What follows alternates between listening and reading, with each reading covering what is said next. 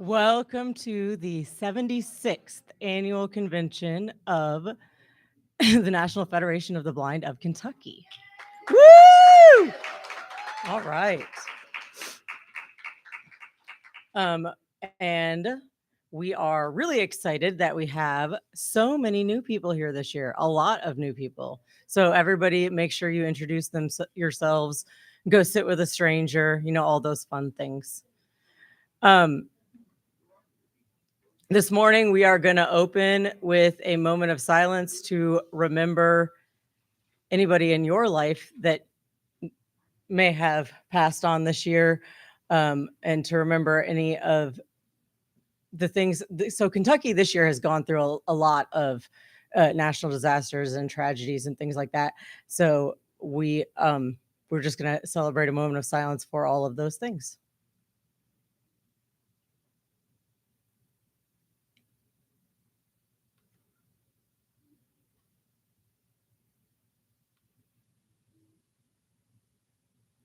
All right. We have a lot of our Bell friends joining us, some who have been in the program for several years, and they are going to help us do some fun opening ceremonies. All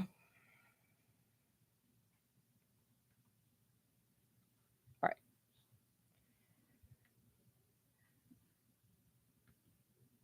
All right, we're gonna do Anthony is going to come do that. Sorry, I got all. See, remember last year when I got mixed up in my notes? I did it again. It's my convention beginning. It's just what happens. So Anthony Bretnacher, who has been, I think, 5 years, something like that, Bell friend, has practiced really hard, and he's going to come do the Pledge of Allegiance. So if everybody would stand, if you would like, and I will tell you there is not a flag available, although I looked it up. You can still do it. So we will. You're excited? Here, you want to use this? I think this one works too.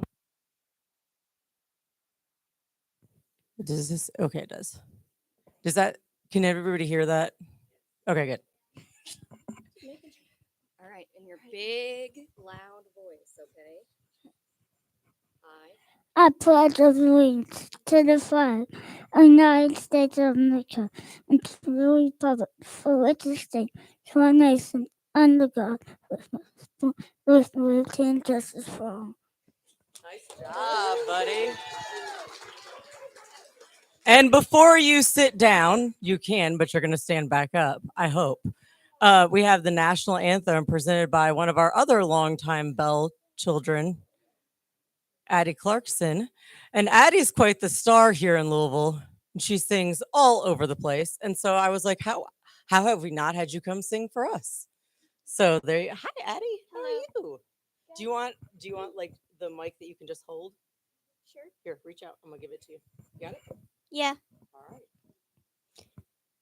Okay, everybody, let's stand for the national anthem.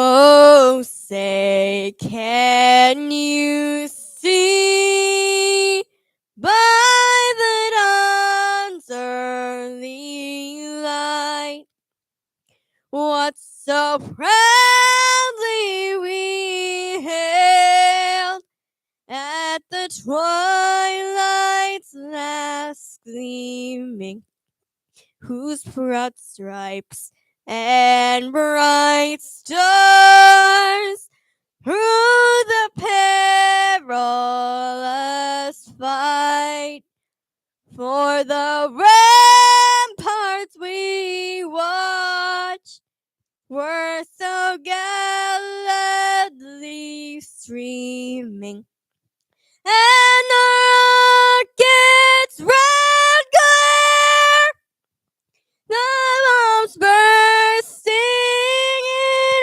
air, gave proof through the night that our flag was still there.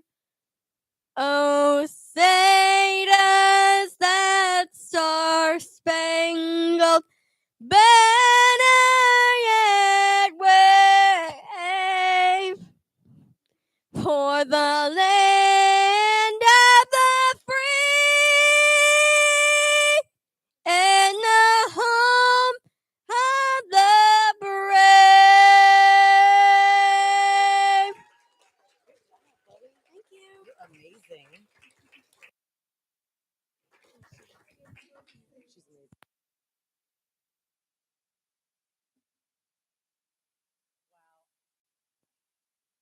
that? Okay. It's amazing. I knew that what you meant. Thank you so much, Addie. I think the first time I heard you do that, you were a whole lot smaller, maybe like 5. So I think it's fun to have seen how much you've grown as a performer. It is awesome and amazing. We are going to do the NFB pledge brought to you by Ashley Swafford, who is our Greater Louisville chapter president. The pledge, should you not know it, is in its entirety, is also found in your agenda. Oh, did you want that? Oh, okay. Well, so I didn't know what you wanted. The NFB pledge. I pledge to participate actively in the effort of the National Federation of the Blind to achieve equality, opportunity, and security for the blind, to support the policies and programs of the Federation, and to abide by its Constitution. Thank you. Hey, nice work, buddy. Thank you. Now we can sit down. Yes, you can sit down. I couldn't see that you were still standing up, so I wasn't really. I probably should have said that. Does anybody know if Representative Raymond is here yet? Yes.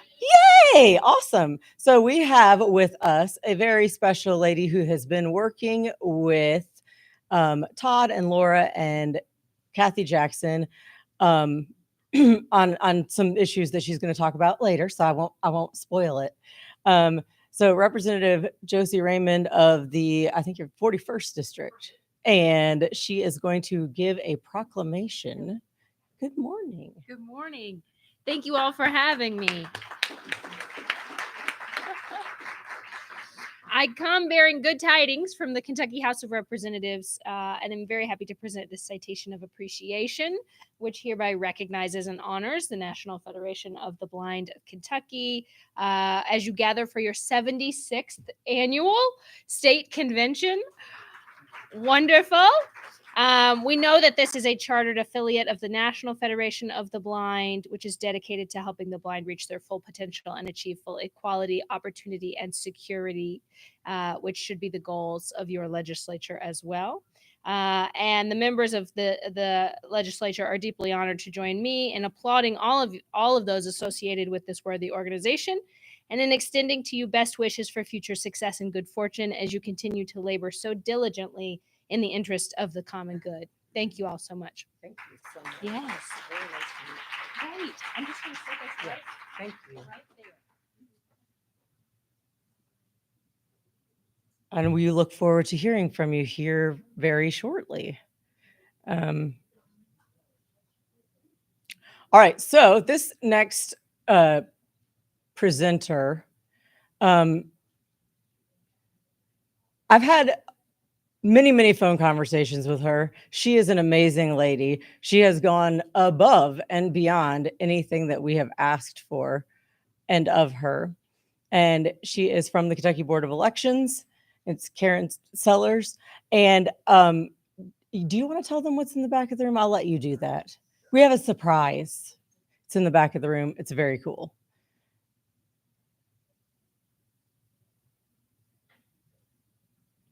Awesome. Yeah. See, I promised you when we Start a little early. Good morning. Can everyone hear me? That was a kind introduction, Jane. I appreciate that. Again, I'm Karen Sellers. I'm the executive director at the State Board of Elections, and I have had many conversations with Jane, and am very pleased to be here today. And also, I want to introduce Rob Webush and Mark Hamagren. They are with ES&S, which is one of the voting equipment vendors in the state of Kentucky that is certified. And it was my pleasure when I called Rob and mentioned, is there any way that you could help provide demonstrations of the express vote that they have as a good voting option if you want to vote in person. And Rob just immediately said, absolutely, what day is it? Mark and I will be there. So I want them to come up to the front of the room and stand here with me. They have brought the equipment with them. It's in the back of the room, and we want everyone to take the opportunity, and they will walk you through a demonstration of how the equipment works. And I think I want to thank them for being here today. Mark actually lives in Louisville, but Rob came in from their main office in Nebraska to be with us today. So absolutely a wonderful thing. Couple of things I just wanted to bring up. Anyone that is not registered to vote, there's still an opportunity to register to vote. The deadline is on Tuesday, but that application to register has to be in to your county clerk's office by the end of that day at 4 p.m. local time. If you choose to vote by mail-in ballot, the absentee request portal is now open, and that is open until October 24th at 11:59 p.m. If you choose to vote in person, you have 3 options to vote in person. You can do a 6-day in-person absentee voting that is excused. And I believe that, the qualifications would allow you to use the 6-day. That is October 25th, 26th, 27th, which is a Wednesday, Thursday, Friday. The following week, it is Monday, Tuesday, Wednesday, which is October 30th, 31st, and November 1st. Then there is 3-day early in-person voting with no excuse. That falls on November 2nd, 3rd, and 4th. And that is a Thursday, Friday, Saturday. And then, of course, Election Day is Tuesday, November 7th, and the polls are open from 6 a.m. to 6 p.m. local time. Just a reminder, if you need to know where those polling locations are, the State Board of Elections, we would be happy to accept your call and let you know where you need to go. You can call your county clerk's office. If you have an ability to use our website, we have all of the polling locations listed there, or someone to assist you to make sure you fall in the times that are available, particularly the 6-day and the 3-day. Those are not open the 12-hour days. Those are 8-hour days. So you might want to check to be sure that depending on what county you live in, the times may be a little varied. But your voting options that you have, and we want everyone to vote.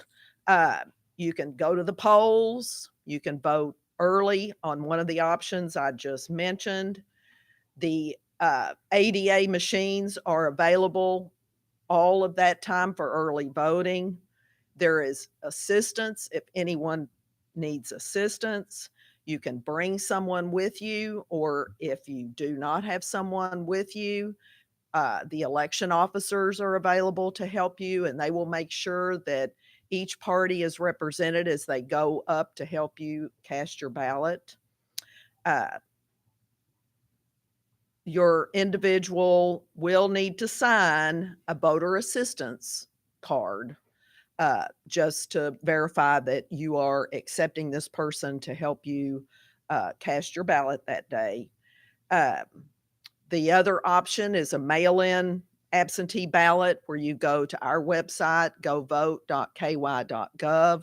You can do an absentee ballot that way, or you can call your county clerk's office and they will fill in that information for you.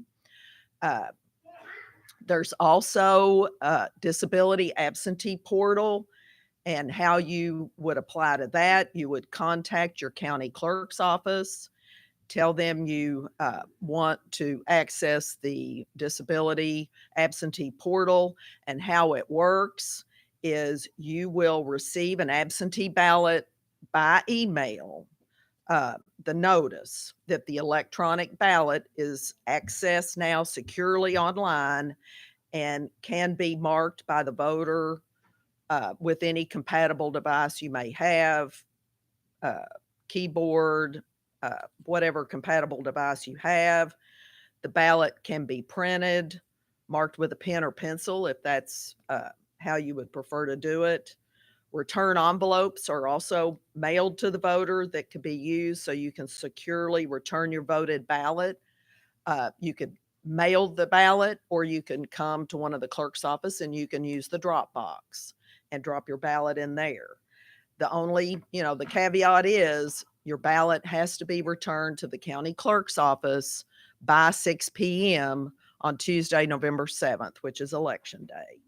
Now, enhanced voting is the portal that you can use to access to vote. Now, I have a demo that I can email to Jane or Todd, and they can send that out to you, and you could go through that process as a demonstration before you would access directly. And sometimes that's nice to have in advance so you have an idea about what you might want to do.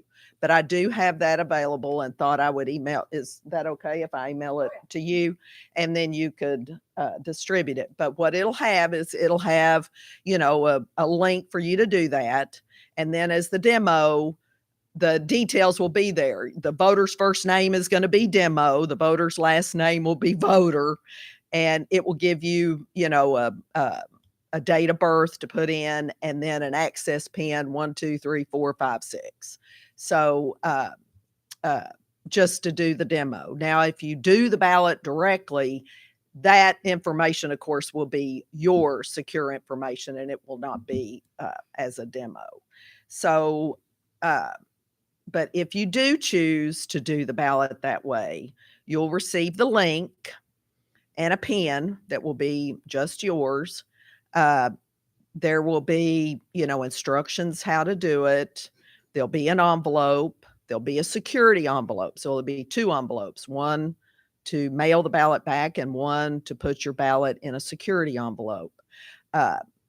Then you'll have a voter assistance form if someone helped you that day, and a voter verification form. And that will all be included in that email should you choose to vote that way. The proof of identification, if you come to the polls, they would need a photo ID. If you do not have a photo ID, there is, like if you brought a social security card or a credit card, they would ask you to do a oath of voter, and the election official will take care of that for you. And we'll do that in the privacy that you would like to do. So I just want you to be sure that if you do go in person, do take some form of identification. I want to mention voter rights, and then I'm going to ask Rob to come up about that.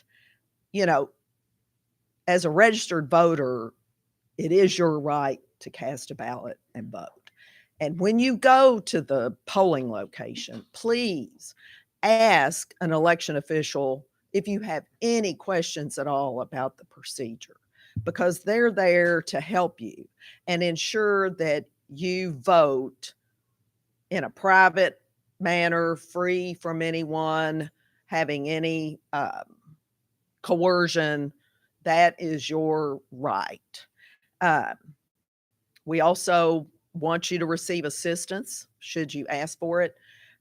We also want you to feel that it's non-discriminatory as you go up.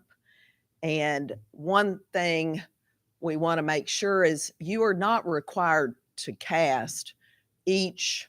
You can fill the ballot out as you choose. If you choose to leave one place blank on the ballot, that does not have an effect on the other areas of the ballot that you do cast a ballot. Whatever you mark will cast your ballot. If you skip one spot, that will not cast a vote, but everything else will. We get that question all the time in our office. If someone forgets, they say, "Oh my goodness," but yes, all those votes count that you cast.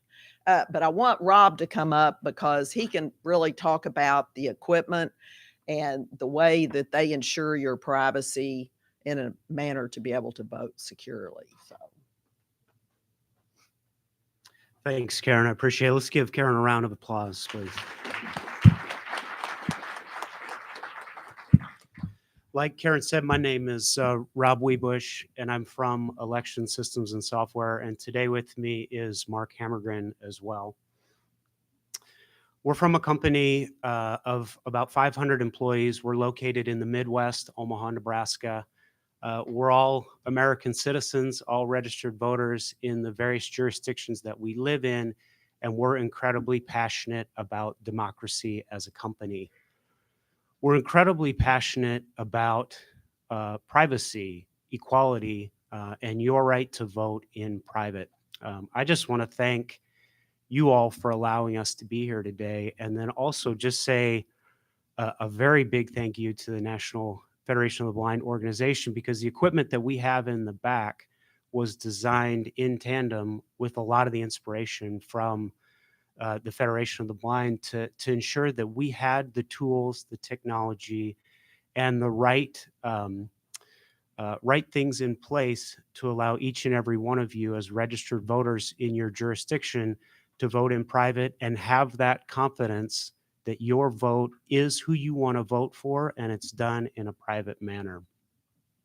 I just want to, as you can tell, I'm very passionate about this. I just want to share a personal story. About 20 years ago, I was serving in the Marine Corps, and my first experience with voting was on a ship. And so the further and further you get away from a parent command in the military, the male has a hard time catching up with you. And at the time, I was what was considered a UOCAVA voter, a uniformed overseas voter. And my ballot reached me about 2 months after the election was over. And I just kept that in the back of my mind. And it's really resonated with me in the decade that I've worked for ES&S on how important it is to give access to the ballot in an efficient, private, and a quality manner. So I just wanted to share that story with you. Today, what we have in the back, we have 2 express vote voting machines. So by show of hands, if you don't mind, how many of you are a registered voter? Thank you. And how many of you are registered here in Jefferson County? Okay, so in the Commonwealth of Kentucky, there are 2 certified vendors that provide voting equipment. So those that are here in Jefferson, have you voted on an express vote? Show of hands. Fantastic. We should let some of you do the demonstration for us. That's wonderful that you've been able to vote. These machines are available, and they're required at the federal level, and they're required at the state level. So they give us as a company, ES&S, a lot of purpose. We take our jobs very seriously, and we're thrilled to be here with you today and to provide this opportunity. So at the back of the room, we have just a fun ballot. It's not, you won't be voting on anything important. I think there's a favorite dog, questions like that, nothing official. So we would encourage each and every one of you, as time permits here this morning, to come back, put the headphones on your head. You can either use the assistive headphones that you have, or you can utilize the ones we have. We do have ear covers as well. So if sanitation is important to you, we can put the ear covers on, and the ballot or the computer will already be speaking to you and guiding you through it. The keypad is tactile and it has Braille throughout it. So those that are Braille literate, then we can provide that as well. Just one more thing before we move on. We do not have any of our voting equipment connected to the internet. There is a lot of misinformation that you probably hear about on the news, a lot of misinformation on social media sites like that. We are an American company. We are run by American citizens. We are registered voters here in our country. We take this very passionately, and we, again, do not have any of our voting machines connected to the internet. Thank you very much for allowing us to be here with you today.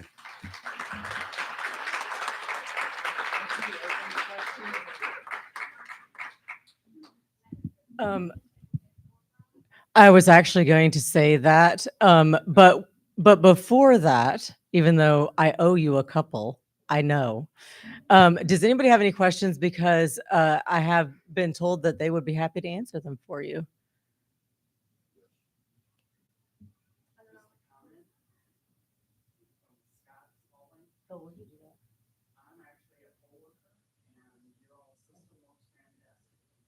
I couldn't figure out where. Can I ask a clarifying question? So the outstanding presentation. So you, as Kentuckians, you can go and get registered to vote using the enhanced voting. They just have to request that from you. That's so they can vote with their own equipment, however way they like, right? Yes, Yeah, and they can do that. They just have to request that from you. from correct? the county clerk, From the county or clerk. whatever Okay. county that Okay, they good. are registered. Do they just call or Mhm. email? How does They that can work? just call, and then they'll enter the information for them, and Excellent. then the email will come directly to them, and likely the clerk will explain again, Mhm. the process of Sure. what to expect when you receive the email. Sure. And then if they don't want to do it that way, they can vote in person at the polls Absolutely. using Mhm. that's outstanding. Mhm. Not every state has that, so feel Really? privileged. Not every state's there yet. Nope. Wasn't A lot of Kentucky states was have had to sue to get that, and Kentucky has not done that, so that's great. I think Correct. Kentucky was one of the first states that had it. Kathy Jackson, am I correct in that? I believe so. That Kentucky was one of the first states that had the accessible machines. Yeah, I thought so. Yeah. Mhm. And we have Yay, okay, we Kentucky. ready? We have 120 counties in Kentucky, and every single county has accessible voting machines in their polling locations. I And want to now thank. they all have new ones, so. Let me know when you're ready. Okay. I had a question for Rob. What about Fayette County? What machine will provide accessible voting? Fayette County has the Heart Inner Civic equipment, the functionality, the standards that we adhere to as a certified vendor are the same set of standards that they adhere to as well. So that functionality is in their system as well. Okay, great, thank you. Good question. I want to thank you all for being here today. My name is Catherine Aqua, and I live here in Louisville. And I have a daughter who's totally blind. And when we go to vote, the machines are there, but the poll workers never know how to operate them. So, yeah. So thank you, and I hope you will show us how to turn the machine on and boot it up and everything from start to finish, because they just assume they're never going to have any blind voters, and so they don't learn how to use them. So thank you. Are they on when you go there? I don't know. Well, we can have a conversation to make sure that, and Rob is close, and so is Mark with the Jefferson County Clerk's Office and their election center. And I'm sure they would want to know that there was any issues when someone went to the polls to vote. So we will absolutely, and feel free to call the election center at Jefferson County, because I'm sure they would want to know that. I'll be stopping by there Tuesday anyway. Yeah. Oh, there you go. If you live in a different county, can you call your office or do we have to call our county clerk in Franklin County? It would be better if you called your county clerk directly. If you call us, we could actually take a message, call the clerk, and ask them to call you. If you call us, we'll find a way to get you in touch with the clerk, should you call the Board of Elections.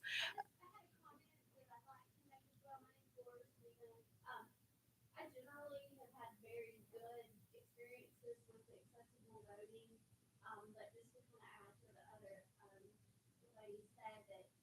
there could be more training for people who are working with polls. And I know they don't really get extensive training, but an experience I had in the spring is a friend had taken me to vote, and they wanted her to help me vote, and I insisted I wanted to use the accessible equipment.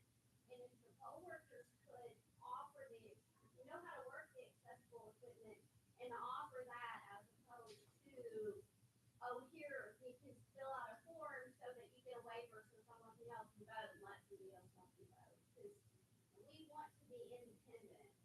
And, you know, and we as the National Federation of the Blind need to educate people that the equipment's available, but just so that the poll workers understand, and that would be the first thing that they would offer. Uh, I've got another question. I would like, this is just a suggestion, like, pass on, but the accessible voting machine needs to be in a quiet area that you can hear, so you can hear the person speak to the ballot. Yeah, because I've had several problems with one in Franklin County. Yeah, they're always set up right next to the table. Yeah, for people talking. Okay, I'm happy to bring that up to to all the clerks, but particularly in Franklin County. I told our Franklin County several times on that, and it hasn't worked yet. So is that when you go on election day or early voting? Okay. And not to defend him, but early voting, there is not as many locations, and that location may not be large enough, and maybe he needs to look at. Oh, is it? Oh, we just need to encourage him to put it. Okay. Well, I'd be happy to talk to Jeff about that. I certainly will. Good morning. Well, I'll call Jeff. Okay. Thank you, Mary Jo. And I will call Jeff myself next week.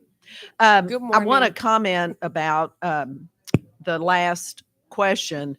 I understand, and I think you are absolutely right. I think sometimes the perception is we automatically need to throw out the voter assistance form. And maybe that doesn't need to happen. And that would be something that we could bring up to the clerks as part of their poll worker training. Let the voter ask if they would like assistance as opposed to just automatically throwing it out there and assuming they need it. I grew up saying never assume in my family. My parents buried that in me. So, but anyway, I'm sorry. I didn't mean to interrupt, but I did want to add to what she said Okay. about that. Good morning. I'm Tanika, Tamaya's mom. I have two questions. One, if she is since she'll be a first-time voter, but she's on campus in Fayette County. We live in Franklin County. My rationale to go pick her up to go to the polls in Franklin County to vote. But would it be best to request in advance the accessible machine just so it could be fluid? Do you suggest early voting, day of? I'm just want your best practice here. Yeah, I mean, in that scenario, I mean, it is required by law at a federal level and the state level here in Kentucky that machine is available, turned on, and ready to go when a particular voter shows up. Okay. Whether it be early voting or election day. Now, early voting, there may be less people there, so you may have a better experience. Election day is there's usually a lot of people. Okay. You can also request mail ballot.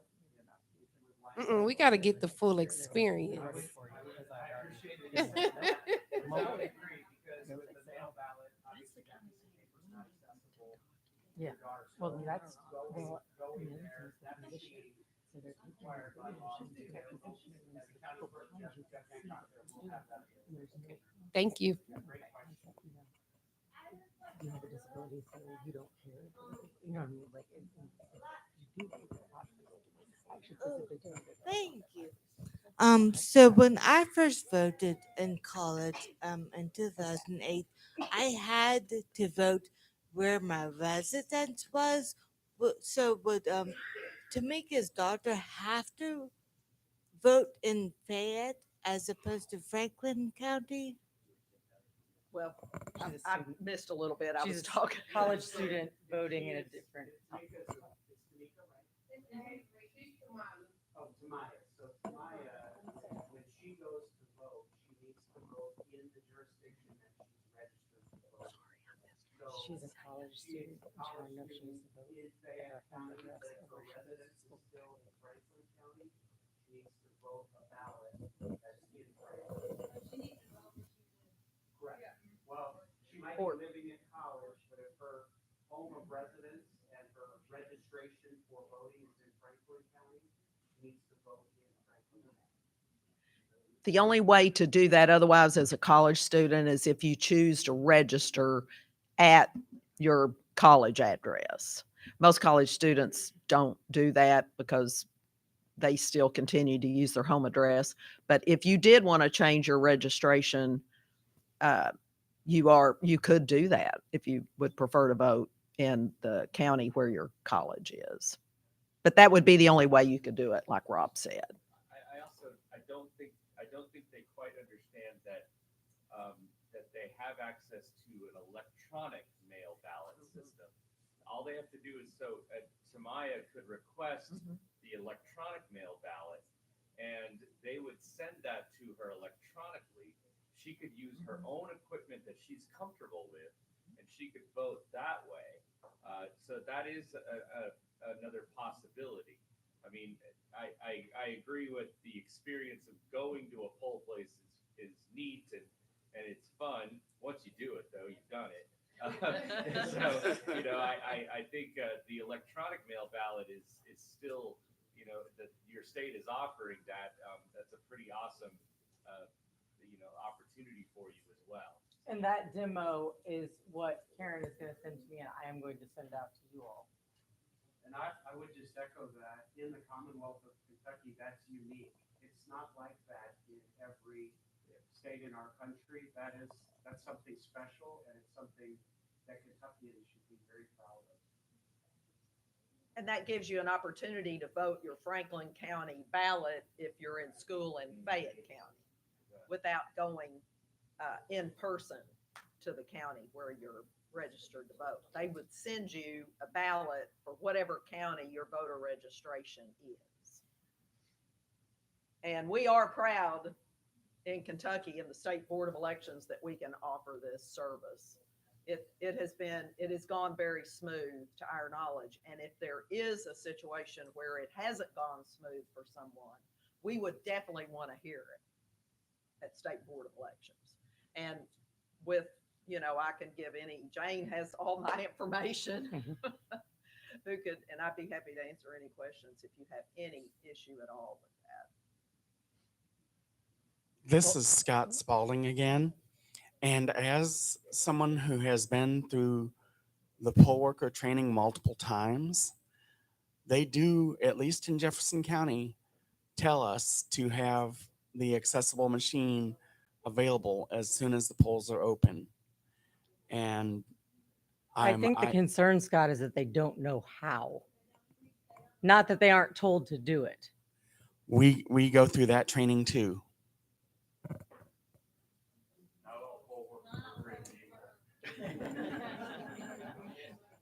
That's true. It is human. Well, thank you all so much for answering everybody's questions and being very good sports. We appreciate that. And we will definitely be in touch. So the machines are set up in the back of the room. Obviously, everybody cannot go at once. So if people want to share with one another that it's pretty crowded back there, don't go, etc., that would be super helpful. All right. Thank you all. Okay, I owe you like 3 door prizes. I'm not gonna lie. That was my mistake, Miss Karen.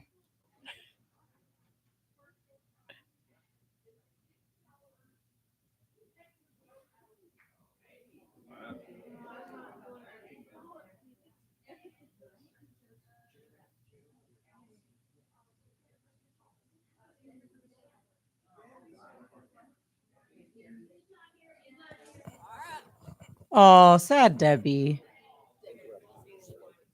We'll make sure we let her know when she gets here. Okay. All right. Let's see. Hello, can you hear me? Side down. Hey, there she is.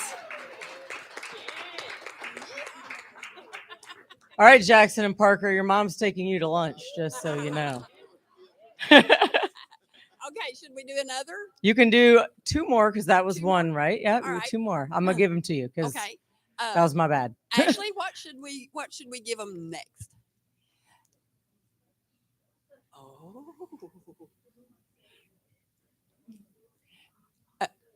Okay. We have a wine glass and an oven mitt. And what else? Oh, with some bread mix in it. Oh. Wine because adulting is hard. I like that a lot. And the wine glass holds a whole bottle of wine. Oh, that'd be awesome. Ashley, I think you already have one of those. You need to draw another name. Are you ready? How about Amelia Lilly? Woo! Okay, Amelia, you are legal now, right? I okay. Just making sure. Okay. I was pretty sure you were like 22 or 23 now. I wasn't positive though, so I just thought, clarify. How about one more, guys? I say, what do you think, Ashley? Oh, she's giving out. You need to bring it to the banquet, Amelia. You bring it to the banquet. We'll take a picture. Oh yes, It'll be funny because it won't be. It won't have anything in it. Okay, we're going to give out another door prize. I don't know what it is. It's a mystery door prize. It's a mystery. Ooh, it is October. There you go. Like last year when we had the trick or treat bags. Oh, by the way, while they're trying, ow.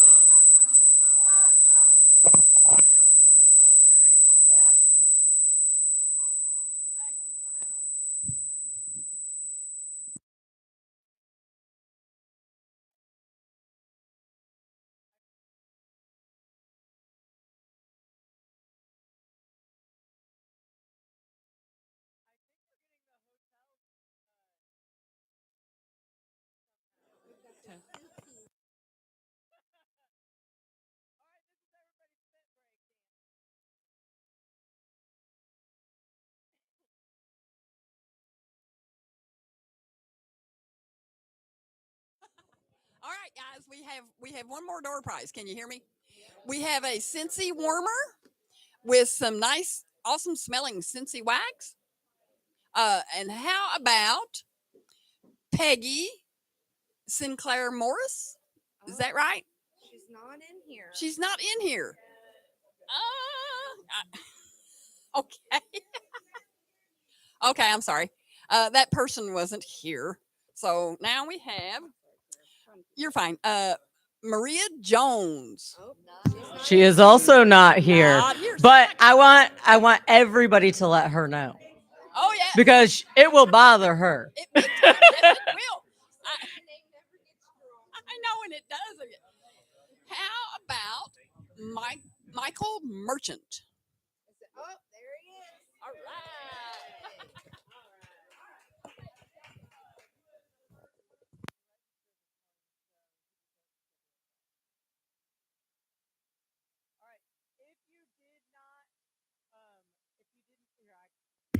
Well, I know it's because my mic was causing the feedback in that mic, so I turned it off. My apologies. I mean, I'm pretty loud. I figured I was probably good. Thanks, though.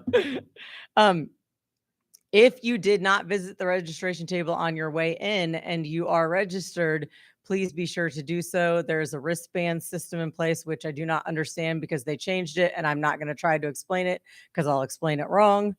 But Lonnie could help you out, I think. And well, I'm not going to say Phil, he could, but he's doing like 8,000 other things. So I'm not going to volunteer him.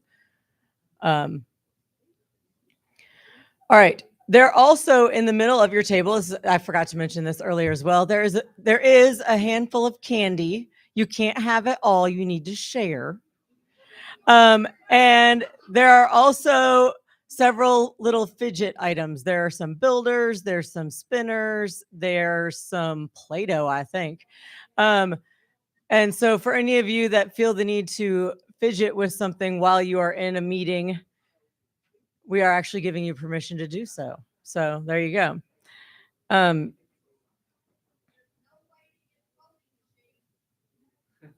right. If you would like to explore the voting machine, there's no waiting, apparently. Okay, so we are a little bit ahead of schedule, but that's always a good thing. It's worse to be behind. And so we will move on to our next piece on the agenda, which is discussing our work with the Kentucky legislature. And very happy to have Representative Josie Raymond here, who has so kindly began working with us this year and really making some progress on a lot of fronts. So welcome.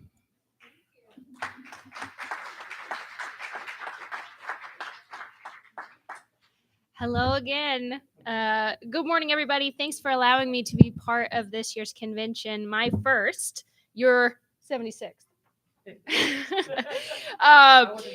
It's an honor to greet you on behalf of the Kentucky General Assembly. So I'm approaching my 5-year anniversary.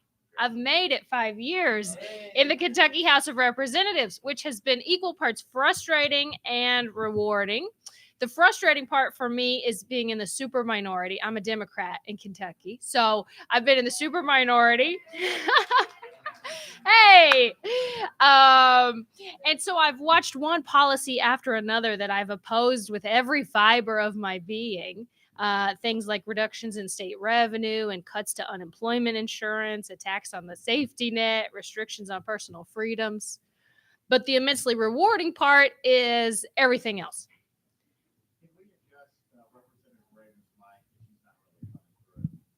How about if I turn it this way?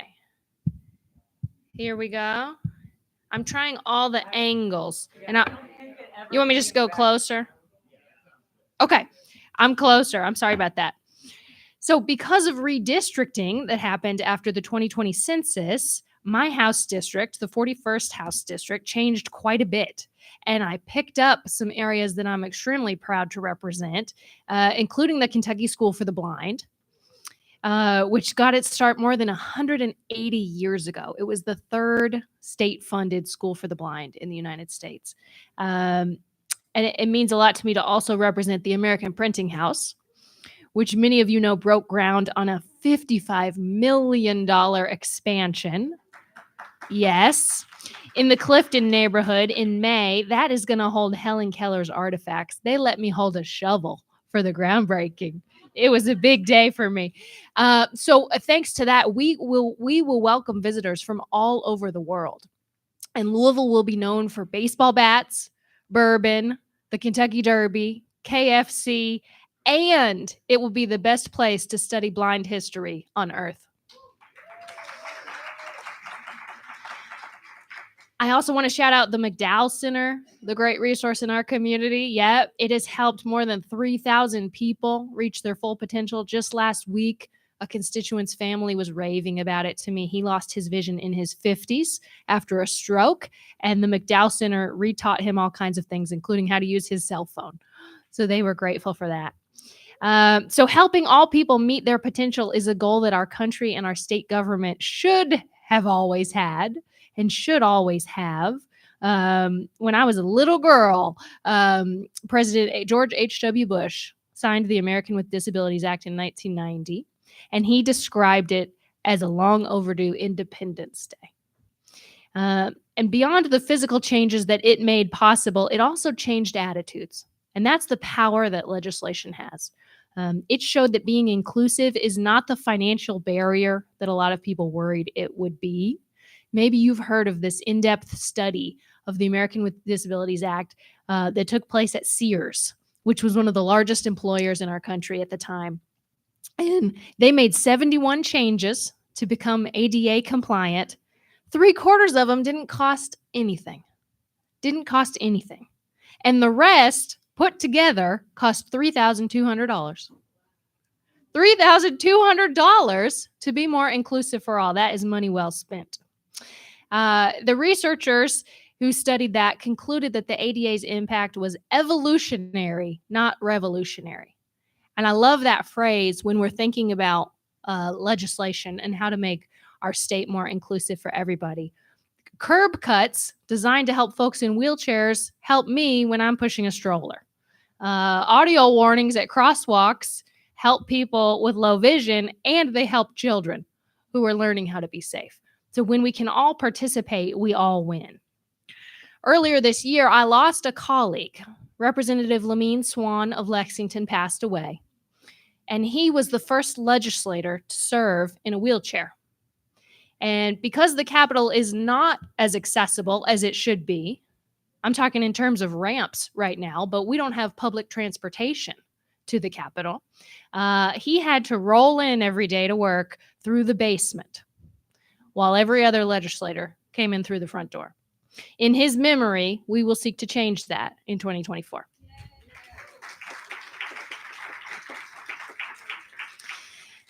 So we know that today technology is helping move the ADA's goals along even faster. Smartphone apps have been a game changer. Advances being studied by the legislature, like driverless cars and artificial intelligence, have a lot of promise to expand independence. Representative Swan, who required a driver to come to work at the Capitol, he was really excited about self-driving cars.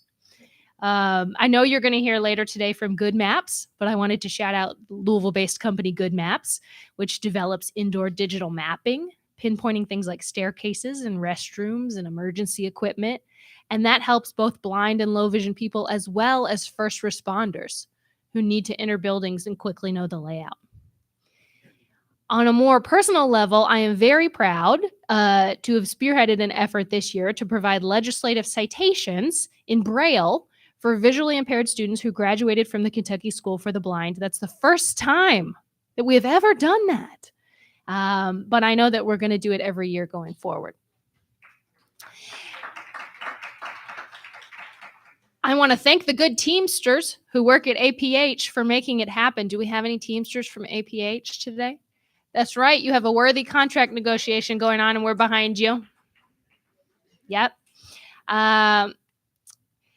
I also want to mention the General Assembly's Engage and Empower Caucus. This is a bipartisan group that was formed in 2019 to take a more comprehensive look at ways to help those with disabilities. One of the caucus's co-founders is my friend Al Gentry. He represents the 46th House District in Jefferson County. He lost his arm in a work accident when he was a young adult, and ever since, he's been one of the state's leading advocates for disability rights and programs. He's also a world-renowned one-armed golfer. Yes, yes. And of course, outside of the legislature, the 874K Disabilities Coalition has been a powerful voice for more than 2 decades for what is now estimated not to be 874,000, but 1 million Kentuckians who identify as having a disability. Their advocacy brings together a number of groups like yours, and it has helped elevate issues, including things like expanding Medicaid services, increasing access to cheaper insulin for many diabetics, and making telehealth services permanent.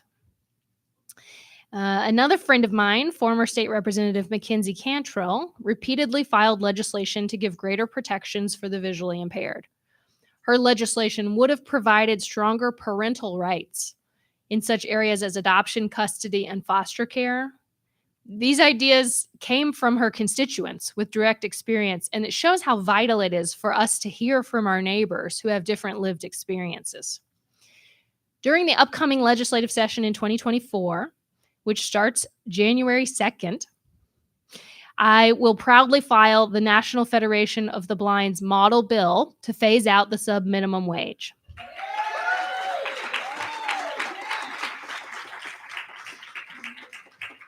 This disparity should never have been allowed, and it most definitely should not have been in place as long as it has. In 2020, the U.S. Commission on Civil Rights called for phasing out the 14C sub-minimum wage. This is a civil rights issue, and it's not just happening in blue states either. Tennessee has taken this step, and it's time for Kentucky to take it too. According to the Kentucky Center for Economic Policy, 14 states have abolished the sub-minimum wage, which in 2019 was estimated to be $3.50 an hour. Kentucky should be the 15th state. I'm grateful for the guidance of many in this room, including Todd Stevens of the National Federation of the Blind Kentucky and Justin Jeter of the Commonwealth Council on Developmental Disabilities, who you'll hear from later. When I filed a similar bill last year, they reached out and said, we think this could be a little better. And I've got no ego. I said, well, tell me how, please, and we'll fix it up. So remember that your legislators are citizen legislators, meaning that we definitely do not know everything. And in the case of some of my colleagues, not much at all. And I was eager to learn and improve this legislation, and very grateful that they've helped me do that. I want you to know that you too can effectively partner with the Kentucky legislature.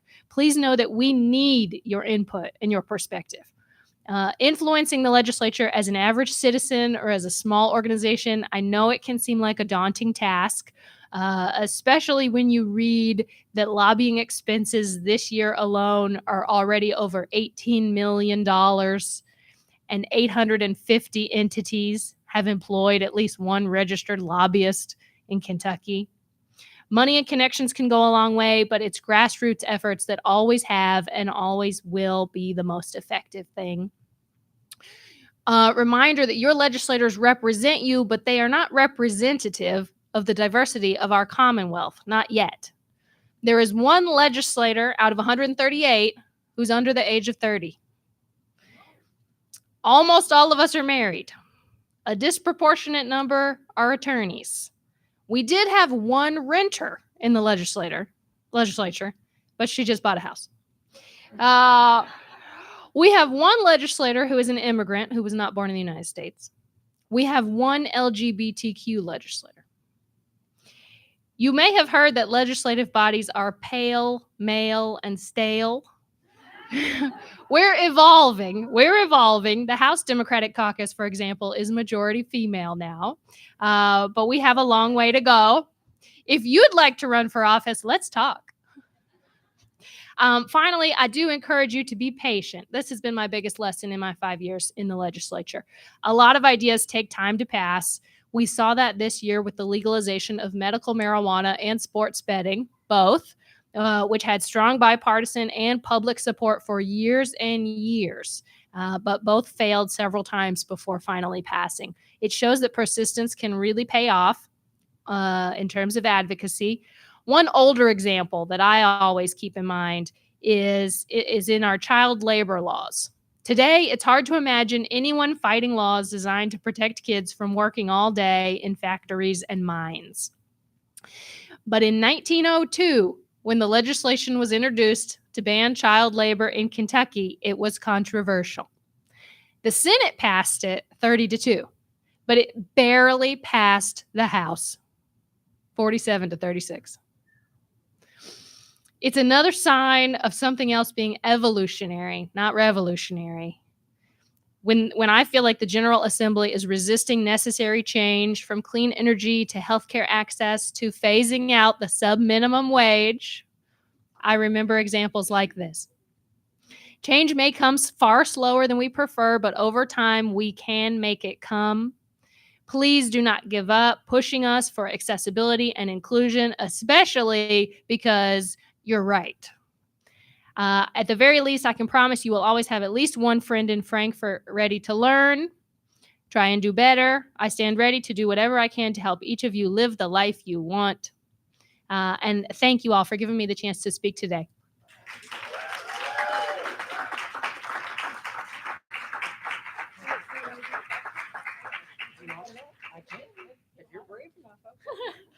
She has very bravely volunteered to take y'all's questions. So everybody be nice. Thank you. Are there any questions about the legislature? Yes. Actually, I have some it only tangentially affects this group, but across the state, a lot of our young children, young blind children, days. And we need more slots open on the Shelby waiver because the waiting list now is over 7 years long. And so that means if you sign up your child for the Shelby waiver when they're 3, they're going to probably be in middle school before they can receive any services. And you've lost all those years when some assistants could be promoting more development in their young years. So please, please, please. Help Thank us you. with Thank that. you. The waiver slots is a conversation that's ongoing, of course. I and the Democratic caucus will be advocating as hard as we can for an expansion of the slots, especially because we have the largest budget surplus we've ever had. $3 billion of your money, right? So we believe that the taxpayers of Kentucky should have a say in where that money should go, and it shouldn't just sit when it could be providing services to the people of Kentucky. Now, I will say that there's a strong advocacy effort underway led by Mary Haas. Someone help me with the name of her organization. She's with the Traumatic Brain Injury Coalition. The ARMS Coalition. Yes, the ARMS Coalition has been in Frankfurt nonstop through this interim when things are usually more quiet. And I think that it's been quite effective. I will tell you that the budget chairman has said to me, we could create a zillion new waivers, that we don't have the staff to provide the services. So conversations are happening at the same time to increase the workforce pipeline for providers. So we know that's a tandem effort, and absolutely, I agree with you. So, this is a very large issue. Do you see a path forward ever of removing or at least increasing the dumb $2,000 capital limit on people who live off of SSI? I don't know that I know much about that issue. If someone would educate me. Please, I'm happy to. So, if you are an SSI or SSDI recipient, the maximum amount of money you can have at any one point is $2,000. I know people whose rent is higher than that. So, how are they supposed to make rent if they can't have $2,000 liquid at any one point? This is a federal issue, but Yes, if we that's what they're saying behind me, that this is a federal issue. Is this what we sometimes call the asset limit? Yes. Yes. So I learned about this a few years ago when there was an attack on the safety net piece of legislation that ultimately did not pass. Now we have had proposals to do whatever it is in the capacity of state government at this level, but that has not been a priority of the supermajority. Not yet. I hear your good point. Thank you.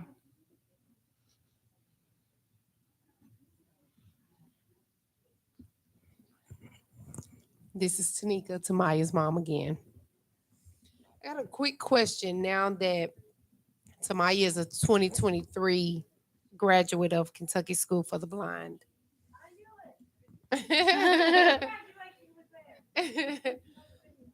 They have expressed for a long time the facilities and the pool not working and needing some upgrades to the facilities. Can you kind of put that on your radar? I'm just speaking as a mom now, as an alumnus mom. I'll pass it to her. I've got 3 little kids. I'm feeling that mom advocacy very much. No, it's the first time I've heard about the pool. This is a budget cycle coming up in 2024, and that can absolutely be my number one ask. Tamaya, tell me more about it. Yeah, surprised it's your first time hearing about Yes. it because it's a problem because of like our swim team has to use our public school that we use for our swim season, or we have to find a different pool, and that's a whole like issue. So the pool is kind of the number one concern, I would say, for the school? If the pool is your number one concern, I'll make it mine as well. And I'll get your all's information and we can communicate through that budget process. So you know the kind of asks that I'm making and you know the response that I'm getting, whether it's good or bad. I will say there's been a disinvestment in pools. We have a pool issue. We've seen that citywide disinvestment in public schools, but you're also seeing broken pools at almost every Kentucky State park that are not being repaired because they say it's cost prohibitive, and many of our pools are being turned into splash pads, which are wonderful for our toddlers and elementary school students, right? But don't serve our high school students. So thank you for raising that. I'll come talk to you about the pool.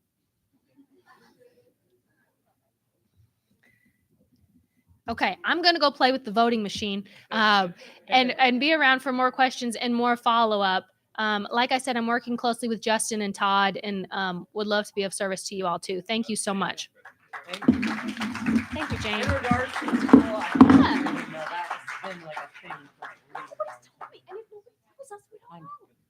Yeah, I'll get in touch with you too. Thank you so much. That was wonderful. And I appreciate everybody being so interactive today.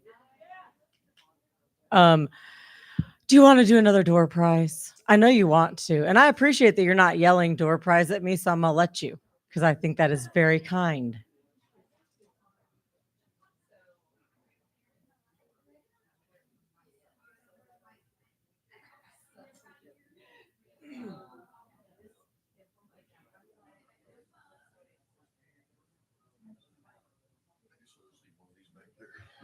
Yeah, I don't know why Vic comes back up here. Let me turn this off, though.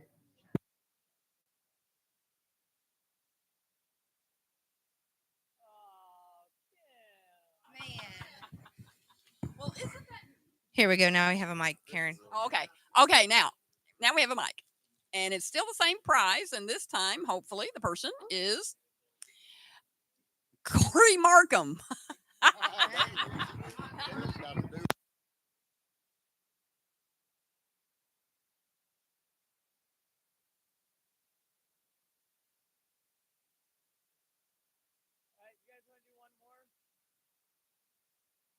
Do we have? Can we do one more? All right. Okay, this one is going to be. It's the same thing. A nice mug and $10 and a necklace. Yeah. And a necklace.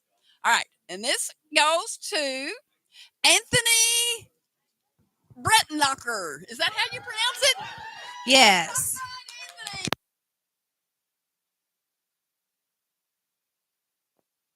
I'm sure he'll be very delighted with his mug. Don't tell him, Sierra. You just need to keep it. So that, in case you didn't realize, that is the young man who gave us the pledge. So that's wonderful. Okay, so as he has patiently sat here with me this morning, and I did not introduce him earlier because I never can figure out how to do that in a non-awkward way when it's back and forth. We are joined from our national office, sent to us by our national board and the president, Everett Bacon, who is a national board member and also the president of the Utah affiliate. And he is going to give us some words from the national office. Hey, guys, shh. Thank you. I'm like, I can't hear myself. Thank you. I'm going to be very teacher-like. But Everett, if you want to come and give us your presentation, awesome. Look, I got you early too, so if you talk too much, Oh, really? Okay. So what time am I supposed to go to?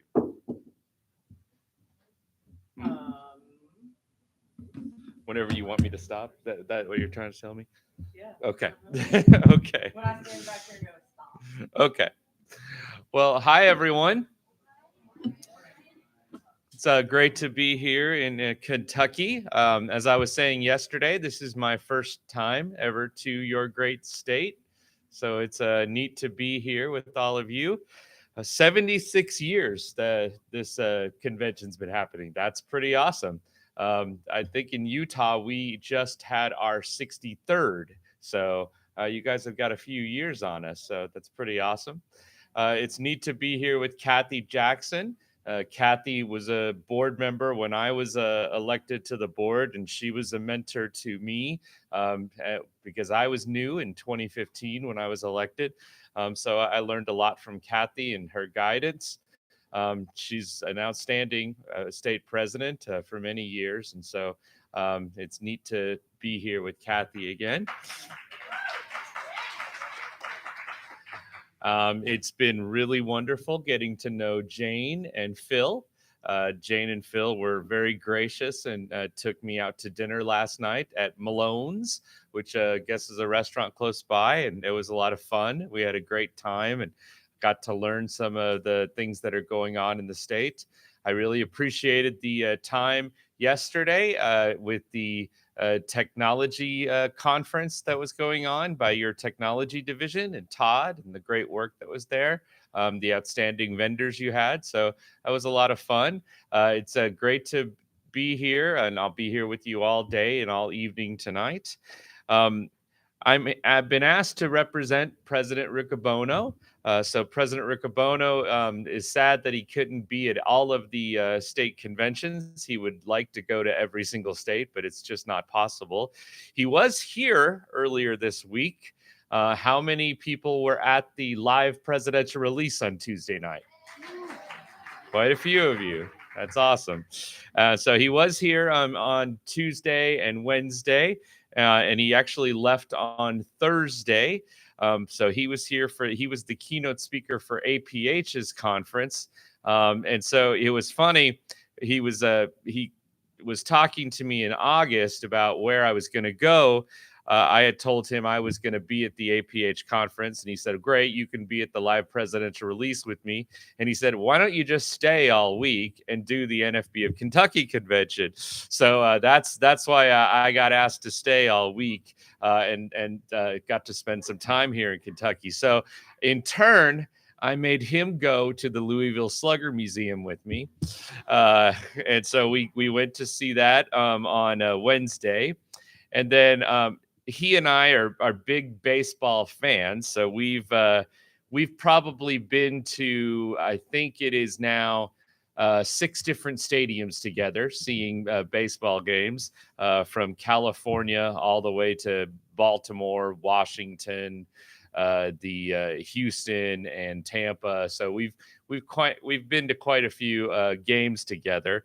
But also we both we fancy ourselves as bourbon tasters. I wouldn't say we're good at it, but we like it. So we did go to a bourbon distillery. We went to the Angel's Envy distillery and got to see how that process was made. It was a really neat experience. I got to learn, do you know why or how Angel's Envy got its name? Anyone? Well, it's pretty neat. I guess the founder of it, who major or master distiller, as they call him, he used to work for Woodford Reserve, and he left them, and he retired, and his son begged him to come out of retirement and make a new bourbon, and so they did, and they. So their process, they make the bourbon, and then they put it in these barrels. And the barrels go out and sit for approximately 6 years. Some of them sit for 8 years, but and they basically cure in those barrels, and then they bring them back to the main distillery, and it takes them another 14 months to be transferred from the barrels to bottles. And I guess in the transfer process and the waiting, about 30% of the bourbon evaporates. And so they said 30% goes up to the heavens, to the angels. And the son kept saying to we're losing 30%. The angels get this 30%. And the master distiller says to him, Yes, but the Angels envy the other 70% that we get here, and that's how it got its name. So pretty cool story. That I really like that story. That was a lot of fun. President Riccobono, like I said, wishes he could be at every state. He is in Florida. Florida's convention is going on this weekend. Montana's convention is going on this weekend. And Oregon's convention is going on this weekend. So it's a pretty busy weekend for Federation events. So he, like I said, he is in Florida. But you are welcome to call him or contact him at any time. The easiest way to get him is to send him an email. His email address is all one word, office of the president at nfb.org. There's no capitals there. So you just run office of the president all together, no spaces, at nfb.org. And he's outstanding at returning his emails and getting back to you. So he will read your email. He gets all of his emails personally. So his assistant, Beth Braun, she may read his emails, but she doesn't do anything with his emails until he does something or he directs her to do something. So he reads every single one of them. And so he will respond accordingly. You could also try to call him at the national office. The phone number to Baltimore, if you want to memorize it, 410-659-9314. Calling him's probably a little harder to get him. You can leave a message with Beth, but and he'll try to get back to you.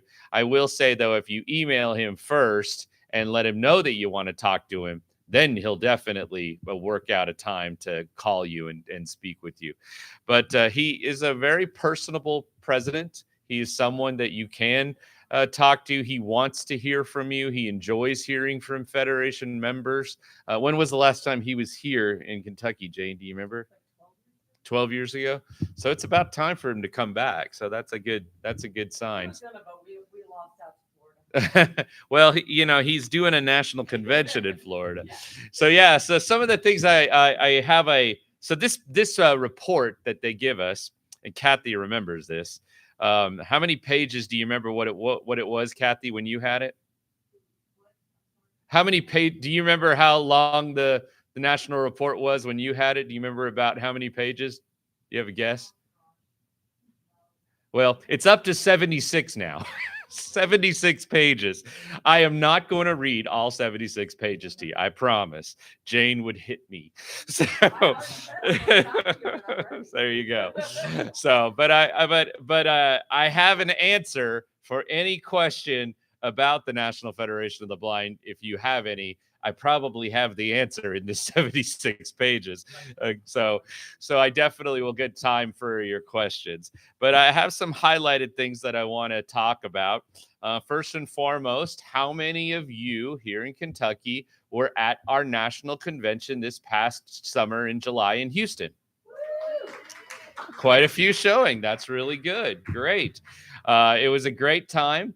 If you didn't get an opportunity to see or experience the convention live or virtually, all of the presentations from the general sessions are now online, and you can go to nfb.org/convention and you can listen to all of the different presentations that were done during the general session, including President Riccobono's presidential report and his banquet delivery speech. So, that all of that is there for you. You can check that out at any time. Our next convention, our national convention in 2024, will be in the great city of Orlando, Florida. We will be there July 3rd through the 8th.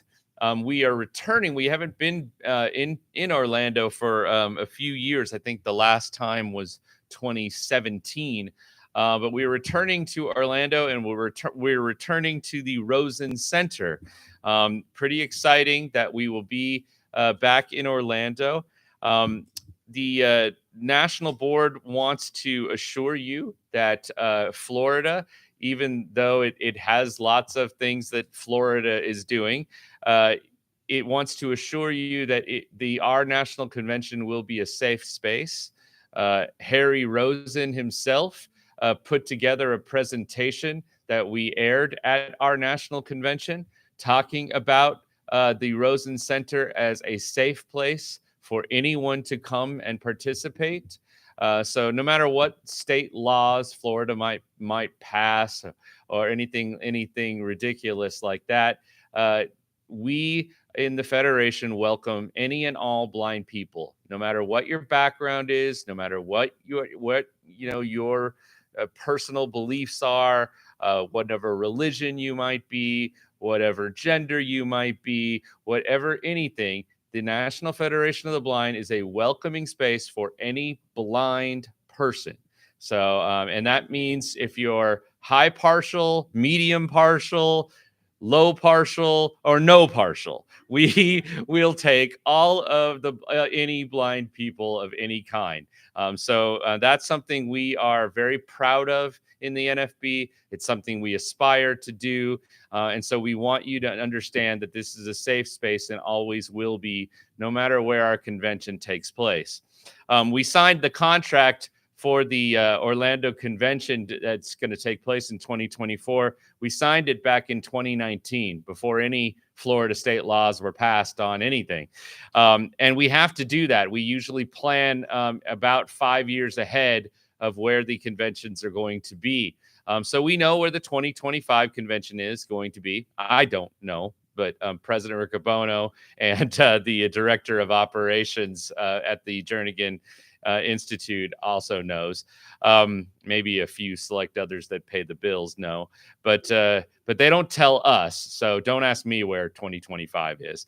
And 2026 has already been signed as well. So we know that there's going to be conventions in 2025 and 2026. We have not signed a contract in 2027 and beyond yet. So, but that kind of gives you an idea of how far ahead. If we were to cancel the contract in Florida, it would cost us just over $1.5 million that we would have to spend or give the Rosen Center in Florida if we canceled that convention because we wanted to move it or something like that. So that would not be economically sound for us, and we're not going to do that. But that is why we went to Harry Rosen himself. We asked him to put together a video talking about how what a safe space will be in Florida, and we want to assure you that it will be a safe and welcoming convention for everyone, which I'm pretty excited about. How about you? Good. So July 3rd through the 8th, make your plans. We hope to see you there. Go to Walt Disney World while you're there. Go to the Universal Studios. Go have some fun. It's a great place to bring everyone, your family and friends, and spend time. And then come to our convention. The convention rates, you'll never get a hotel rate so cheap as you will for a national convention. Normally, the rack rate for hotels of this quality are well over $300 and $400. We're going to give it to you for about $119 a night. So that's pretty amazing to be able to get that kind of rate at these hotels for a convention. And we don't charge a lot for registration. It's only $25. Probably the most expensive thing, besides, I guess, the $119 for the hotel at night, is the banquet. So, but really, and that's all the things that you're going to have to pay for, which is a pretty neat thing because I just went to the APH convention or conference. How much do you think I paid for that? $300. So that one was $300 just to attend that convention. So the National Federation of the Blind really does an outstanding job of trying to keep the cost down so we can get as many people of whatever income you have to our conventions, and we want you to come and participate. All right, July 3rd through the 8th. So who will be in Orlando? How many of you think you'll be there? How many want to come to Orlando? Okay, good. All right.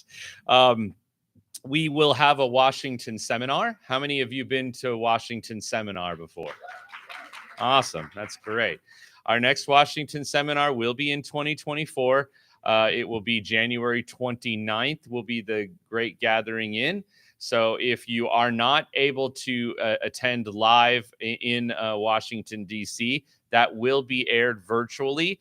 So you can watch and listen to the presentations that go on at the Gathering In. That will be on Monday, January 29th at approximately 5 p.m. Eastern time. So look forward to that. And then there'll be probably about 500 or 600 of us at the Capitol for the next 3 days, visiting, our representatives and senators' offices. So that will take place from January 29th through February 1st. I'll be talking about some of the pieces of legislation that we'll be presenting on in a minute. How many of you are avid readers of the Braille Monitor? Good. The Braille Monitor is our flagship publication. It is a monthly newsletter / magazine that is anything and everything about blindness. You will see stories on a national level about technology, about personal stories, stories of triumph, stories of failure, but then, stories of rising above that failure. You'll see all kinds of stories on a national level, on a local level. You'll even get recipes from people across the country from chapters. So if you would like to have a story that you think would be a great publication for the Braille Monitor, you can send that to Gary Wonder. Gary Wonder is the editor of the Braille Monitor. He's always looking for new material to post in the magazine. And his email is really easy, gwonder, only it's spelled WUNDR, at nfb.org. So gwonder at nfb.org, and you can send that to him. He'll even help you write it. So even if you are not a great writer or someone that, maybe is not perfect at where to put all of the dots, the I's, and cross the T's, he will help you with that. So don't feel intimidated about your writing ability.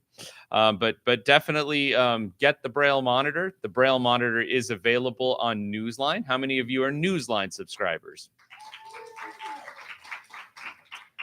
Newsline is a free service that the National Federation of the Blind offers, where you as a blind individual can get access to, I believe it's now over 500 newspapers, magazines, and periodicals. So a lot of information is available. How many state papers from Kentucky are there? Todd, do you know? 9. And all of them are on Newsline, right? That is correct. All of them are on Newsline.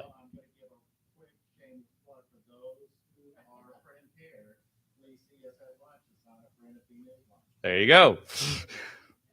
But you can get signed up. It's free. It doesn't cost you anything. And you can get all 9 papers from Kentucky, and you can read all of them, which they probably all share the same stories. But you can definitely read them. It's really neat. We have 6 publications in Utah that are on NFB Newsline that we're very proud of. So as I said, I'm president of the NFB of Utah, and you'll hear more about my story tonight if you stick around for the banquet. In Utah, we have 4 chapters and 3 divisions and a couple of groups. How many chapters do you have here in Kentucky? You have 2 chapters in Kentucky. Outstanding. Louisville, Frankfurt, and an at-large chapter. So 3 really then, right? Greater Louisville, Frankfurt, and at-large? Okay, excellent. How many divisions do you have? 1 division. That's a technology division, right? Excellent. Okay. And then do you have other groups or other areas like a parents group or student group or anything like that? All students fluctuate. They fluctuate in and out. That's what they do. Just like but parents never fluctuate. Parents, you're always a parent, even if they go away, you're still a parent. So those are areas that you can look to continue to build and improve your state. I did notice that Kentucky has 4.5 million people in the state of Kentucky, which is pretty exciting. Utah, we're a little behind you. We just hit 3 million. So we have a little ways to go. We're a bigger state by land than Kentucky, but we don't have as many people as Kentucky does. But Louisville is your biggest city, over 600,000 people alone in Louisville, where Salt Lake City only has about 300,000. So very, very, very different in how much the size of Kentucky compared to Utah. I always love to look up facts about the states I'm going to. I noticed that you've got some famous people from the state of Kentucky. Obviously, Muhammad Ali, your airport's named after him. Abraham Lincoln was born in Kentucky. He claims Illinois more than anything else. You always hear about him from Illinois, but he was really born in Kentucky. But for some of you younger folks, Jennifer Lawrence, she's from Kentucky. So how many of you read The Hunger Games? Yeah. So yeah, and saw it. She's from Louisville. That's right. For me, since I'm a Gen Xer, Johnny Depp is also from Kentucky, and George Clooney is from Kentucky. So those are people from my generation that I really admired. So I wish I looked like either of those guys. But yeah, so it was neat to learn about some of the greatest things that were in Kentucky. Did you know that the largest Toyota factory is in Kentucky? Yep. So pretty interesting, pretty awesome. Papa John's is based here in Kentucky. I didn't know that. So Papa John's, if you like their pizza, that's a great place to go. And it's based here in Kentucky. Of course, we all know Kentucky Fried Chicken was started here. That's old news. Did you know, though, that the very first Kentucky Fried Chicken restaurant, do you know what state that was in? It was Utah. Yes, it is Utah. Yes. I always wanted to come to Kentucky and tell you that. So I have been to that KFC. They even have the original pressure cooker there, like as a little museum that you can go and you can touch and see. And they have the first uniforms that people wore, the employees wore there. So it's pretty interesting. That's in Utah. I thought that was too funny. It wasn't called Utah Fried Chicken, though. It was Kentucky Fried Chicken. Okay, let's go on to some other things that are going on a national level. As I said before, the local chapters are the strongest way to build and bring new members to our organization. So we definitely want you to look at building local chapters. That's where we find blind people. We obviously know that the Kentucky School for the Blind, we know that's where blind youth are come from. But we also know that blind people age at all different times and all different, parts of their lives. So it is your responsibility and what you want to do as your local chapter to go and find those blind people and bring them to the organization and tell them about the great news of the NFB and that they can live the life they want. Getting over to my legislative. Give me just a minute here.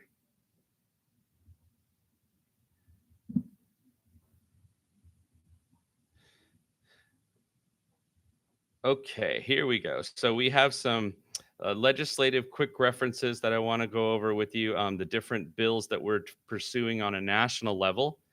The first one is the Medical Non-Visual Accessibility Act.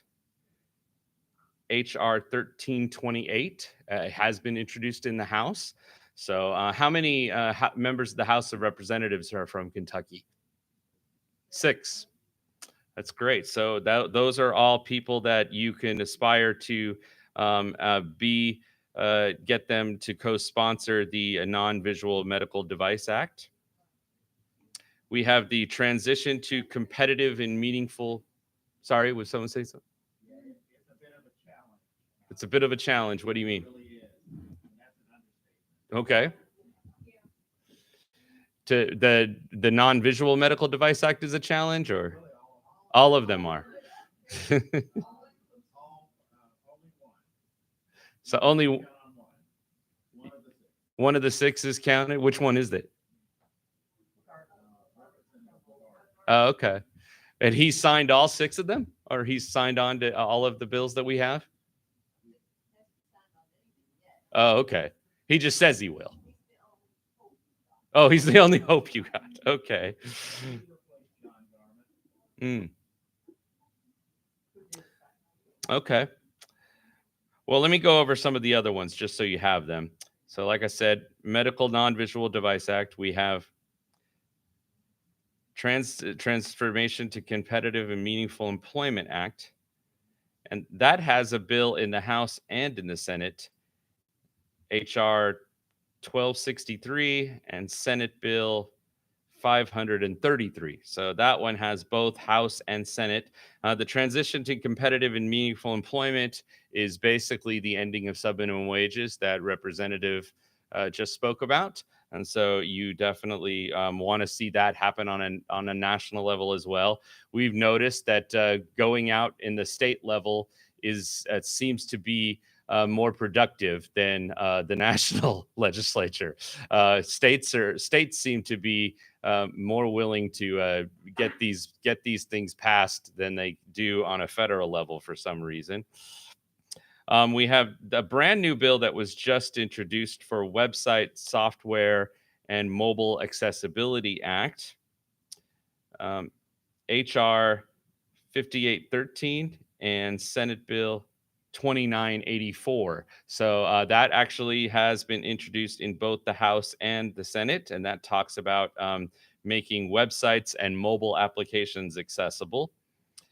The one bill that we don't have is the Blind Americans Return to Work Act. What that bill talks about is changing the definitions of Social Security disability insurance and ensuring that individuals who are receiving SSDI, that they don't fall off the cliff if they make $1 over the amount.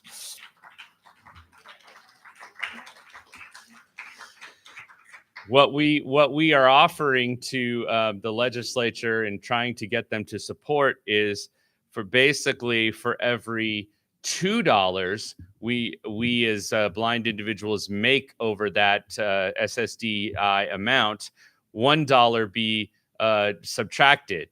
And so it would continue to go up from there. For every $2 you are making over, $1 would be subtracted until you get to a certain point where you wouldn't need that kind of assistance any longer.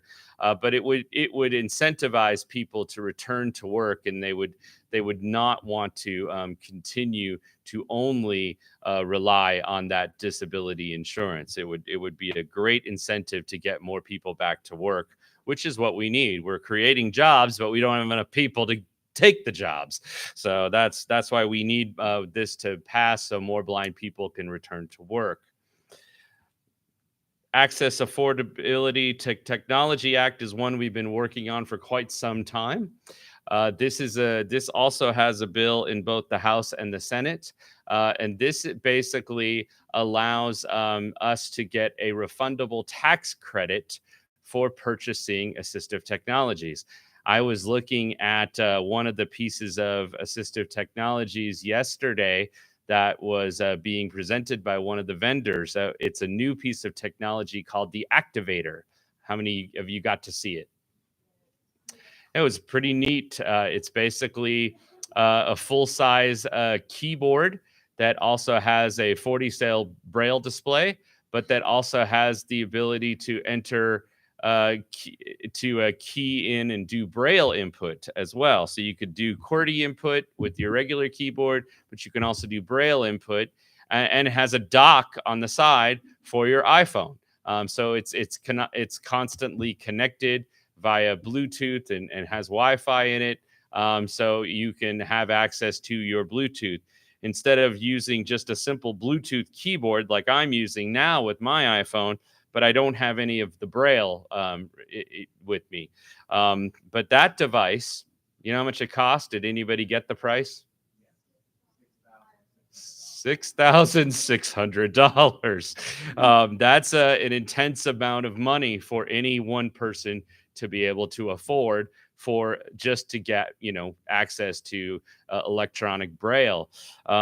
So we are proposing to the federal government that they pass an Access to Affordable Technology Act, which would be a refundable tax credit. So if I did want to purchase something like that on my own, I could do that, and I could apply for a $2,000 tax refund that is based on assistive technology purchases. This would not only affect, blind people like myself, but it would affect any disabled person that wants to purchase equipment. And blind people, we face a real problem because our technology is not covered by Medicare or any kind of insurance, healthcare insurance, or anything like that. So I can't go and say to my medical insurance provider, can you buy this for me? I need this to continue to maintain independence. They won't do that. And so that is something I think that this is a way where we can get technology purchased ourselves that we want to do, and we can get the tax credit. And that's why that bill is so important. And then that's the last one we are working on. So those are quite a few different bills, right? Anyone have any questions on any of those bills?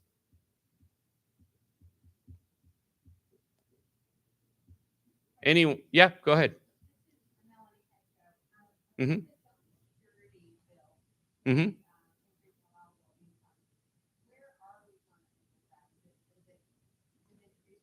It has not. That was the only one that didn't have a bill number. We have not found a champion who wants to support that. There is a different bill. Avery mentioned it or was talking about it, was one of her questions for a representative who was up here a minute ago. There is a bill that is addressing SSI that has been introduced in the House and Senate. I don't know that is not one that we worked on. We are supporting it though. We definitely think it's a good bill, and it would increase that SSI amount, the $2,000 that you were talking about, Avery. It would increase that allowance so people could continue to have a little bit more in their savings. And like Avery said, rent is now more than $2,000 for some folks. So that bill has been introduced in the House and Senate, but that one does not refer to SSDI. The disability insurance is a little different. That's the one you pay into after a certain amount of time and you get that money back. So hold on, let me get back to that. Sure, hold on. You're welcome, Avery. Got to get right back up to this. I passed it. So the Access to Affordable Technology Act. Hold on. It is HR 3702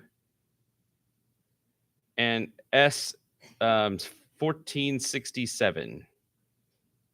So those are the two, that the House and the Senate bill, 3702 and 1467. That's for the Access to Affordable Technology Act. Let me go up to the next one. So the next one, which is Website, Software, and Mobile Accessibility Act, HR 5813 and S 2984. So those ones. And let's see. Transformation to competitive and meaningful employment. That's the one regarding ending 14C and subminimum wages. HR 1263 and S Bill 533.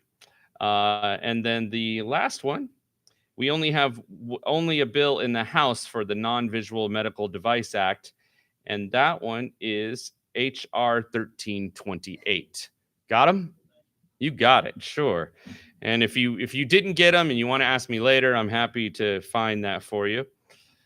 All right, let me get down to my next section here. Some of the things I want to highlight that the NFB is working on. I noticed, and you're going to talk about it a little bit later today, and that is Bell Academy. Kentucky has a Bell Academy. One of the, yep. There's a little over 30 states now that offer a Bell Academy. This is a chance for children to get anywhere between 7 to 10 days of intensive Braille training. Everything is based around Braille. Each of the kids get a cane. They get their first cane. They get a slate and stylus. They learn how to get the Braille code, the Braille alphabet. They even learn some of grade 2 Braille and use that in their lives. And it's a really great program. It is for ages usually around 5 years old. You can start, and you can go all the way until you're 12. And then after that, you can volunteer, because we definitely like our kids to volunteer once they've hit the maximum age, don't we, Jane? So we want to keep you involved in that. And so it's a great program. I'm excited that Kentucky is involved in that. We do offer an in-home edition for those that can't get to the location that Kentucky has it in, or in other states that have it in. And that in-home edition is a virtual component that you can still work on Braille, and we can offer that to kids that aren't able to get there in person. We have a STEM2U program. Did Kentucky participate in the STEM2U this last year, Jane? We were slated to in one of the earlier versions, and then COVID happened. Okay. Well, they're going to offer it again this year, STEM2U. In fact, there was an email that just went out from Ashley Moon. Actually, the email went out from Anil Lewis, who is executive director of the program. But Ashley Moon will handle the STEM2U program. And so basically, the STEM2U program, the national headquarters will sponsor and offer assistance to train a coordinator. That coordinator will come to Baltimore. We'll work on the curriculum and learn what the curriculum is, and then they'll be required to come back here to Kentucky and plan the event. Usually the event is just one day on a Saturday or something like that for about 6 hours, and different science activities will be done by the kids in that program. And for instance, Utah participated in it this past year. Some of the things the kids got to learn how to do, they got to learn how to make a rocket.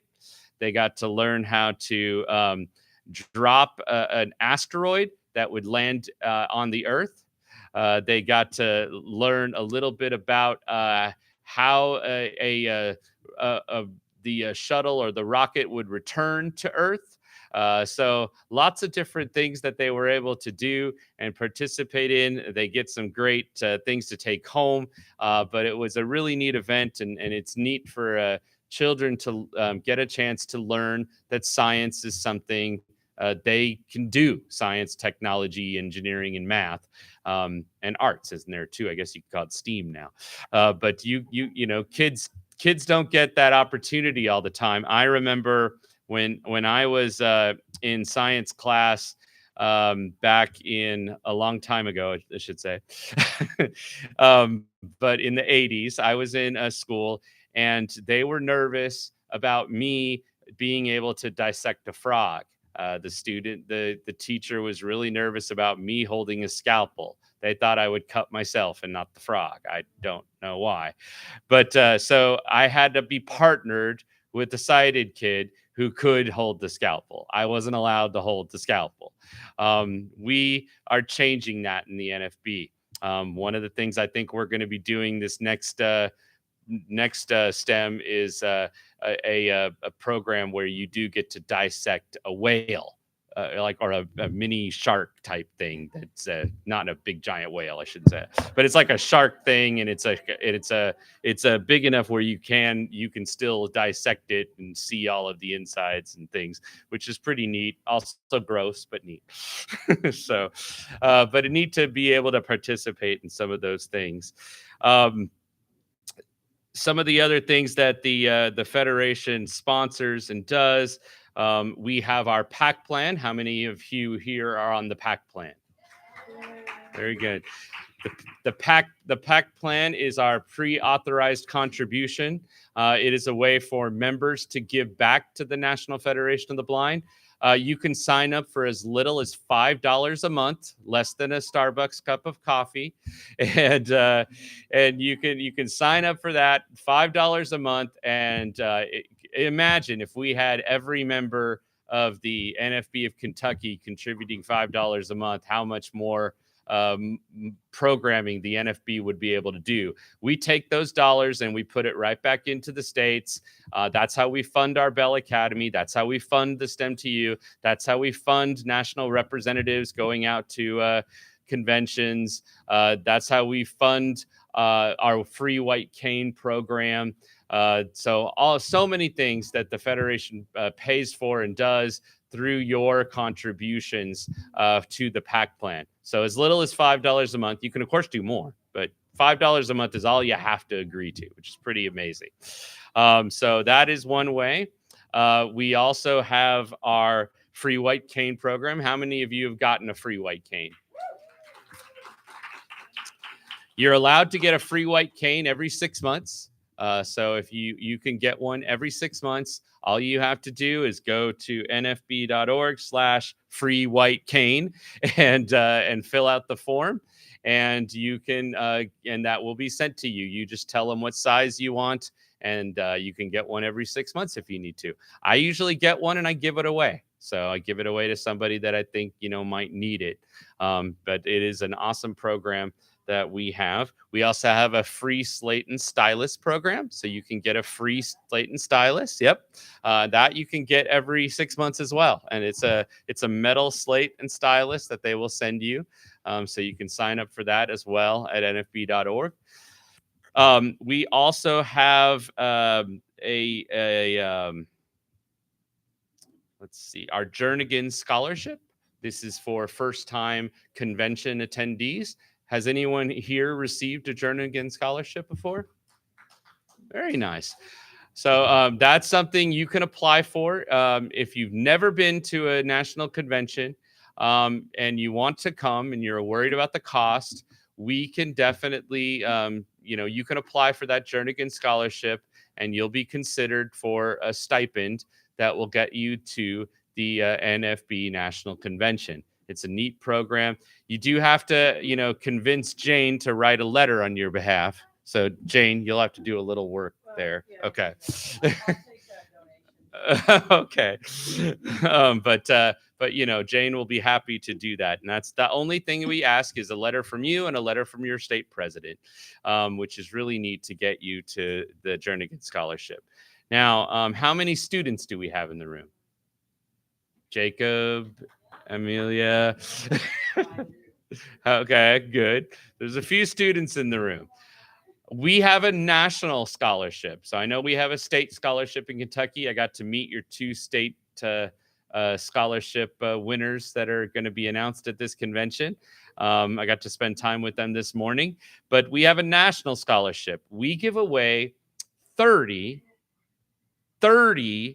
$8,000 scholarships, 30 of them. So that's pretty impressive. That's quite a lot of money that we give away every single year to 30 individuals. You can apply for that national scholarship. The application process will open December 1st. So it will start, that application will be available December 1st. It will run through March 30th. And then the winners will be, or the finalists will be announced in May. And then the winners will go to the national convention to be announced. But there's 30 finalists that will be announced in May of next year. But December 1st is when that application process will open. So we hope that you will apply if you're a student for one of those scholarships. It is competitive. We average anywhere from 500 to 700 applications a year. So, to pick 30 out of that the odds are a little bit, tough, but still 30 is quite a few. And every year we do it. So we hope that you'll apply for that scholarship. All right, I'm going to stop there. And I'm just going to take questions from any of you about the national office, about the national board, about President Riccobono. This is your chance to ask any question you've ever had about the NFB, and I will do my best to try to answer it. Okay, so let's take some questions. Yes, Todd. I've got a real concern about Amazon. We've got several individuals in this room that work at Amazon. It appears that they are trying to make a one-size-fits-all. They develop their own. Melissa, are you here? Why don't you speak on that? I have expressed my concern to several members of the NACO. Let Melissa fill you in. Okay. Amazon has developed what they call their own software is called Speech Library. Mm-hmm. And this software is not accessible. It has been pulled, to my knowledge, from the corporate for a while, but now they are trying to move some of their blind associates down to another process path that they want this to work in, and it has been proven by different people that it will not. And so we are still waiting to see if the will work in that area. But as of right now, we use what they call, we use NVDA. But this has been a problem for several months now. So their own proprietary software, they say it has a speech component, but it's not fully accessible. That's what you're saying? Yes. Okay. Actually, you can understand what it says, and it won't work in one of their process paths that they're trying to make it work in at this point.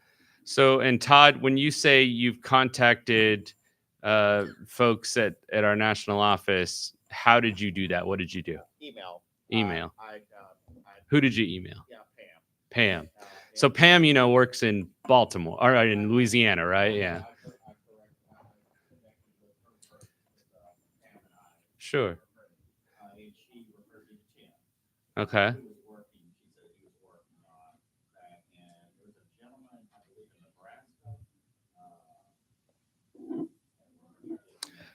So if you want to fill out something that will give you a little more official response, nfb.org/legal. Oh, good. Okay. And there's a form there. There's a form there that you can fill out. And this is regarding anything that you think should be looked at by our national headquarters, whether it be something that you think we might want to take up as a lawsuit or something we might need to research. We don't know what those are until we hear from you. But the best way to do that, there is a process, and it's nfb.org/legal and filling out that form. I don't have any other specific information on what's going on with Amazon from what you've heard then through Tim. I do know that Tim is, and for those who are not familiar with Tim Elder is the he represents a Trey legal law firm in California, and Tim handles the Amazon fulfillment center cases that we have had against Amazon for quite some time. It is an agreement, a settlement agreement that we did have with Amazon to make sure that more blind people are employed at Amazon. And I will tell you, Amazon is probably one of the largest employers of blind people. There are almost 300 blind people now working at Amazon across the country. which, does say something good for them. But this does sound like a problem that needs to be addressed. And so thank you for bringing that to my attention.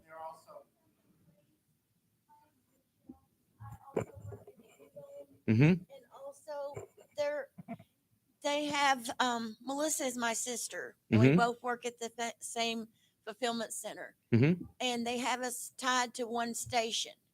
We can't work any overtime. I can't work when she works. I can't do the other stuff like the other employees do, shift swaps and stuff. They make us use the same thing. They're combining us together. They won't give me my own individual accommodations. Okay. And really, even their website, Deborah and I encountered a situation where they've got account balance system. You've got two-factor authentication, Mhm. where you've got a minute to input. It's like 59, 58, 57. And I spoke with someone there, and this guy was just, he was really good at talking. He said, yes. He said, I can see how that's going to be a problem. Mhm. And then the capture, This is from the employee side, not the customer side, right? Okay. It's so I asked. It was like 20 seconds to listen to an audio and input. I mean, 20 seconds. That's completely unreachable. Mm-hmm. And he took notes. And you know what? They didn't make the change. Okay. They didn't make the change on that. But I'm really concerned. I know that they're the largest employer, but if they're forced, They're not the largest, but they are a large employer. Yeah. of blind, Yeah. okay, of blind people, but they need to realize and understand that we're all different, and they're not going to find a system that's going to work. One system that's going to work well for everyone. Agreed. Thank you, Todd. My pleasure. Other questions? It's Avery. Hi, Is Avery. anybody know? I knew you were going to noticing ask a one, Avery. pattern? Yeah.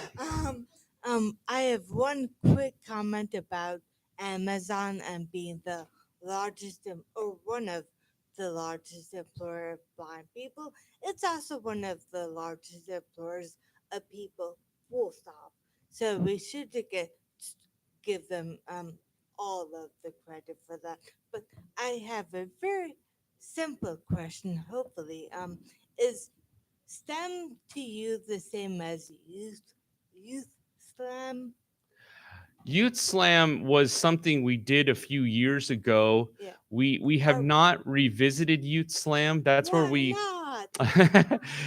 well, it all relates to funding. At that time, we had a grant from the federal government that allowed us to bring in youth from different states to Baltimore, and sometimes to a college campus. And we were able to do science activities on the site in Baltimore or the campus. The federal funding now, how it works, they are asking us to find ways to bring the science to the state rather than bring the student to Baltimore. And so that's kind of why it's not, and we don't call it Youth Slam anymore. We're calling it STEM to You. So we're bringing it to the states, and that's kind of why that's happened that way.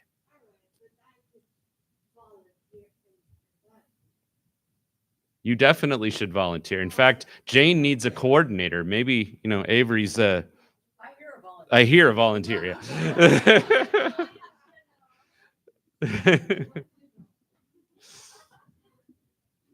This is Melanie Pesco again. Yeah, Melanie. Question: what can you tell us about the employment fair that NFB has coming up this month? So there is a virtual employment or job fair. It's going on. I think it's going to be on October the 26th. Yeah, and it's you can sign up now by going to nfb.org. maybe it's /job fair. I don't know that answer. I'll have to look that up. But I'm sure you can find a link to it on our main webpage, nfb.org. You can probably find a virtual job fair link there, and then go from there. And you can sign up. And basically, that day you'll be able to bring your resume to some 30 to 40 different employers that are supposed to be there hiring. A lot of employers sign up for job fairs, but then they tell you they don't have any jobs. We do require that if you want to be an employer for our job fair, you have to be hiring. So we don't want you if you're not hiring, because we don't want blind people to have their time wasted. So we require that these employers sign up. And that they are hiring. So you can bring your resume. They can set up interviews with you there on the spot. And it's a chance for you to apply for jobs virtually that way through the NFB.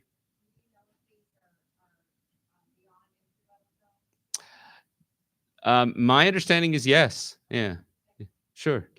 I will say probably the majority are entry level, but I know that I work for IRA. You'll hear a little bit more about that later.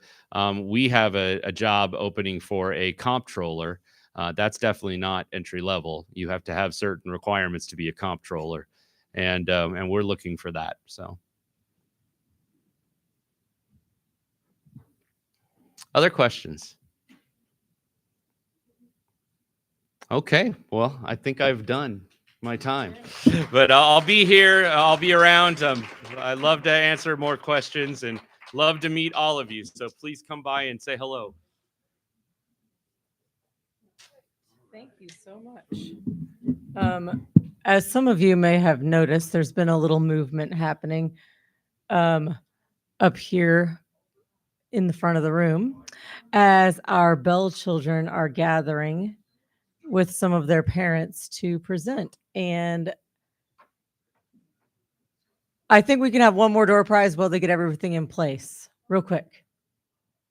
All right. How about a mug and a talking book called Lost and Found with a necklace?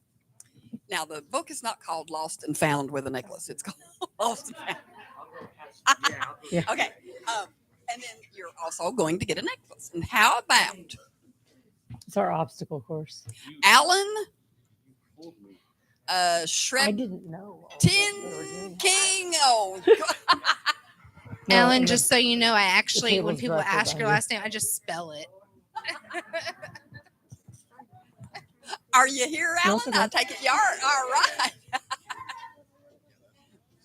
All right. I assume a prize has been given. I stopped paying attention, I think, briefly. Yes, it Oh. is. Thank you, Jane. Thank you. Sorry. All right. I'm going to turn it over to Angela for the Bell presentation. All right. Hello, everyone. Can you all hear me? All right, then I'm close enough to the microphone. Okay, so I'm joined today by two of our lovely Bell kiddos. So here we have Anthony and Bradley and their mamas who have come to speak to us today. So this is kind of going to be a little bit of a panel discussion. So at first, me and Laura are going to talk a little bit briefly about our Bell program, and then I'm going to turn it over to the kids and parents. So this year, we were pleased to sort of partner with the Kentucky School for the Blind. They allowed us to use their campus to hold our Bell program. As you all may know, in the past, we have held it at APH. However, with their remodeling and construction going on for their museum, that was not really an option. So we were able to speak with Peggy Sinclair Morris, and she most graciously agreed for us to hold our program there. And we used their practical living lab, and that gave a multitude of opportunity for us to kind of expand our program and do other activities that we had not been able to do all encompassing in the past. So each day consisted of Braille instruction in the form of reading and writing. We had books that we read throughout the week. And then the students had writing prompts. We introduced the students to slate and stylus. Most of them had, interestingly, not seen a slate and stylus before. So that was a cool experience for all of them. And we did cooking activities every day along with a STEAM activity. So for those of you that don't know that acronym, it's science, technology, engineering, and mathematics. So there was a lot of hands-on and non-visual learning going on throughout the entire week. The conclusion of our week ended with the students on the last day preparing a meal for their parents from start to finish. The students at the beginning of the week had voted on what meal they were going to make. The choices were, so first we asked the kids their favorite foods. We got a long list of things and we whittled that down to either tacos, pizza, or pasta. So they ended up choosing pasta. So they made an entire pasta bar selection and an entire salad bar selection. So the kids did phenomenal. Like I said, they made every aspect of that meal from start to finish. So there was a lot of non-visual and hands-on learning, through measuring, pouring, learning the layout of the kitchen, and learning non-visual methods of doing that. There was a lot of messy learning going on too. I'm sure the parents were very happy when I sent their kids home messy from days of making Play-Doh and cloud dough and slime. So that was all fun. Some of the things we made were dirt pudding. What else did we make, kiddos? Anthony, can you remember one of the things we made? What's something you made at Spell? What's something you made? You don't remember? Bradley, do you remember? I think we made moon sand. We did make moon sand. We Yes. didn't make it, you made it. Yes. All right, so coming to each of your tables should also be 2 samples of student work from this summer at our Bell program. So one of the other activities students got to do was use hammer and nails to create braille on a wooden slab. So they ended up, as you all may notice when looking at it, was they ended up writing the word bell. So this involved 12 nails, I do believe. 1, 2, 3, 4, 5, 6, 7, 8, 9, 10, 11, 12, 13, if I just counted correctly. And they had to learn to hold and use a hammer. Those that had a little bit of vision were under sleep shades, so they got to learn that. We focused a lot on O&M skills. They had to travel to campus, which all of them were actually familiar with because they were actually all students at the Kentucky School for the Blind. But the students did phenomenal. This year, nationally with the program, the theme was transportation. So we talked a lot about accessible transportation, how to use the paratransit system, how to use the bus system, and things of that nature.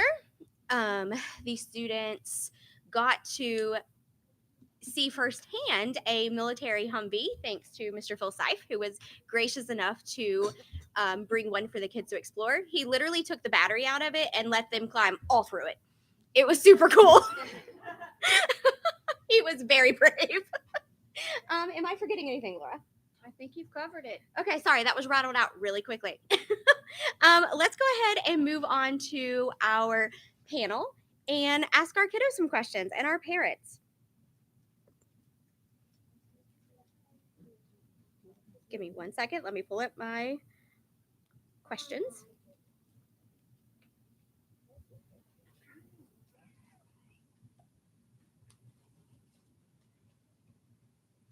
Okay. I apologize. I'm sorry. My technology is not working. A second. Oh, so Anthony and Bradley, can you all tell our audience your name, your age, what grade you're in, and how many years you have attended Bell? Do we have a microphone up here for them? I have it. Okay, awesome. All right. What's your name? My name is Anthony. How old are you? 12. What grade are you in? 6th grade. 6th grade. And how many years have you done Bell? I don't know. 5, if I think. 5. 5 years. What's your name? My name is Bradley, and I'm in 3rd grade, and I'm 8, and it's my first year of Bell. And you can thank Miss Sierra for telling your mom about it. Okay,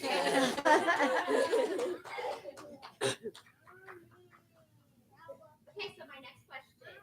What is, Anthony and Bradley, what was your favorite activity from Bell this year? Most favorite thing you did? Making Play-Doh. That was fun. All right, Bradley, what's your favorite? Well, I like all of Bell, but I have to say my most favorite part about it was probably seeing the Humvee. Thank you, Mr. Phil.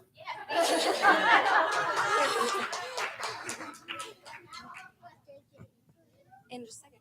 So, Bradley, can you tell me why it is important to learn Braille and have good Braille skills? Well, it's important to learn and do Braille because what if you don't know Braille? I mean, if you're around a blind person and they say, well, what does this say? And there's no print on it, it's important to learn Braille. Matter of fact, I'm teaching my sister Braille and how to read and write Braille. Like she knows a full cell, she knows B, she knows F, she knows G, she knows Braille a little bit.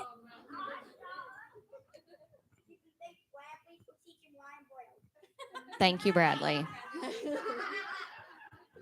next question is for Sierra.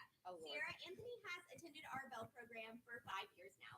Can you expound upon that and tell us why? Really? I am very loud. I'm sorry. I was asking Sierra. So Anthony has attended our Bell program for 5 years now, and I would like her to share with us some of his experiences and how it has changed him in regards to either his Braille skills, his blindness skills in general, independence, or anything she would like to share with us in regards to his experience. So, I'm going to be honest, I don't even remember how I first heard about Bell. It may have been from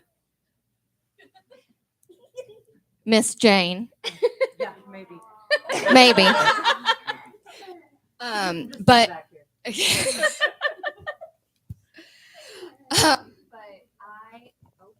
that microphone's.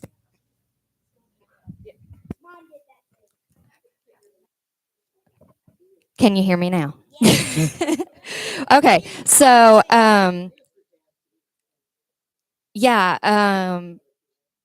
was it maybe at a Vips run? Who knows? Yeah, that was a long time ago. Anyway, so I was really excited to have Anthony have this opportunity. Like most students, Anthony suffers from the summer slump when they don't practice their schoolwork. And this was a really unique opportunity for him to start at a young age being around blind adults and maybe blind peers that he doesn't go to school with, as well as Miss Jane's lovely children. We have been to lots of parties for different people in the room. I love that we have such a wonderful blind community that loves me and my child. And you too, Bradley. I won't forget you, I promise. I could never forget you. But I am really grateful for the opportunity because Ashley and I have become really good friends. Jane and I have become really good friends. Danielle and I have traded resources for Braille for Anthony. And he absolutely loves all the hands-on activities, and it allows him to be messy and not do it in my house.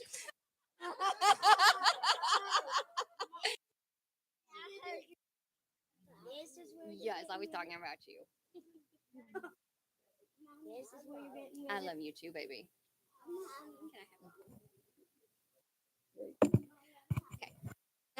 This was Bradley's first year attending Bell. And can you share some of your experience and how you feel that Bell benefited him this summer? So I would definitely say it benefited him because before he started Bell, he had no idea that blind adults could take care of blind children.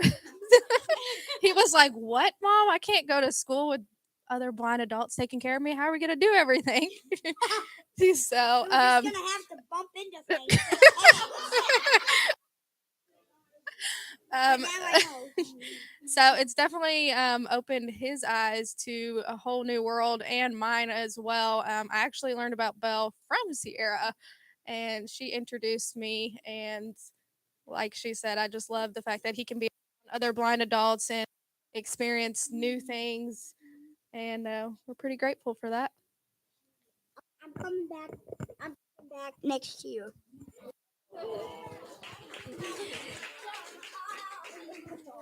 That is actually one of the things I did want to share about Bradley. The first day of Bell Camp, when we explained to all the children that they had to be verbal because everyone in that room was blind, all the adults included. And poor Bradley, he stood up and said, "You're all blind, but what if there's a tornado? How will you protect us?" And he was very freaked out by it. So, we had a conversation and, just kind of explained to him that, even though we were blind, we are perfectly capable of taking care of children and doing things, and just kind of, explained that to him. But I think it was the experience he got through the week that really showed him that. And then at the end of the week, when I asked him that question again, "Are you still worried about blind adults taking care of blind children?" He was like, "Nah, you got this."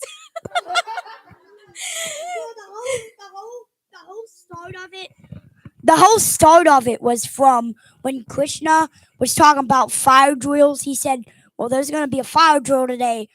And then that got me thinking, oh, well, blind adults can't take care of blind children.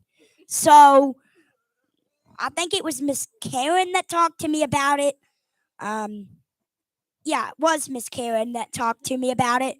She said, even though we're blind, we can take care of blind people, and you can watch the news. And they go in order. They go in alphabetic order. So if your county starts with an A, like for example, if they say Apple County, there's gonna be a tornado, then you know that there's gonna be a tornado in your county. Thank you for that, Bradley. One of the activities that we did, that Miss Laura did with the kids, was having them to use the Braille writer to draw a picture of a bell and to write an acrostic poem. So I wanted Anthony to share his poem because it's absolutely adorable and we all fell in love with it. So Anthony, do you remember your poem, bud? You just told it. He's chewing. Give him just a second. The child is used to an early lunch, so.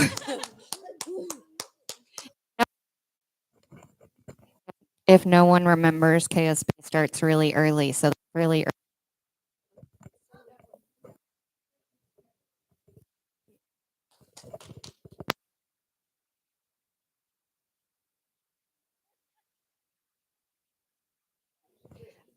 Testing. There we go. Okay, Anthony, they want you to say your poem from Bell. Braille is fun. Laughing is fun. No, you forgot one. What's E? Eggs are for cracking. Eggs are for cracking. Laughing is fun, and reading is fun. Laughing is fun and learning is fun. So it was BELL. It was an acrostic poem.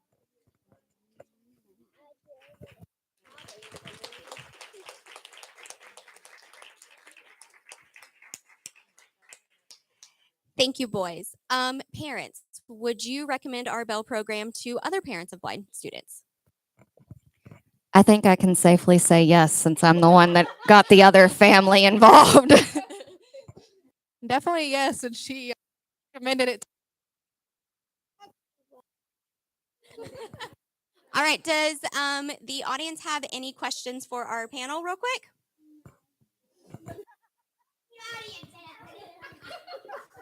Yes.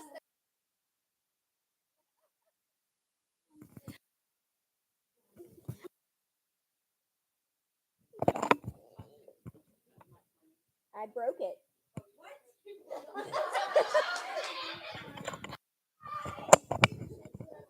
Maybe. Is it working? Can you all hear me? It's Mary Harrod, McKenna Harrod's mom.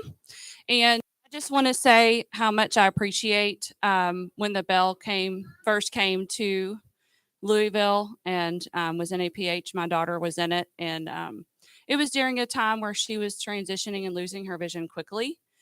So it's more than just the Braille learning. It was the support and the encouragement from the other teachers that taught it and worked with her. It's a wonderful program. They get to learn from other blind mentors, and they can learn that they can do anything. And it was just a great experience for her, and she's really starting to come out of her shell more and more. And I do attribute that to that early intervention of the Braille as soon as we knew that would be necessary. So I just want to thank you all. And it's definitely a program that I will continue to support. And now McKenna wants to come back and volunteer. So maybe she can help out. Do we have any other questions or comment from the audience? Yes. Where was that yes from? Keep talking. Where are you at, Avery? Okay. Thank you. So my favorite Braille shapes are ing, sh, u, and m, and that's because I can spell the word mushing, and it feels really cool to me. Do you kids have any favorite Braille shapes? Ooh, that's a good question. All right, let's go ask our kids if they have any favorite Braille shapes. All right, I don't want to run into you guys. Okay, thank you. Anthony, do you have a favorite Braille shape? I think you do. What's your favorite word to spell? Fat. Say it loud. Fat. Anthony's favorite word to spell is fat. Bradley, do you have a favorite word to spell in Braille or a favorite Braille shape? Yeah. Well, my favorite word to spell is Bradley. That's a good one to know, buddy.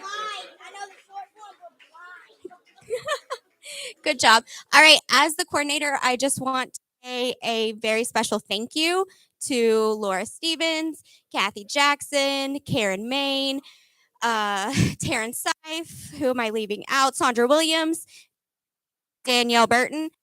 You all have been amazing in helping to plan this program. I said Kathy. I said your name. My mic just may have cut out. I think our program went very well this year, and I just appreciate you all so much. And I'm looking forward to next year.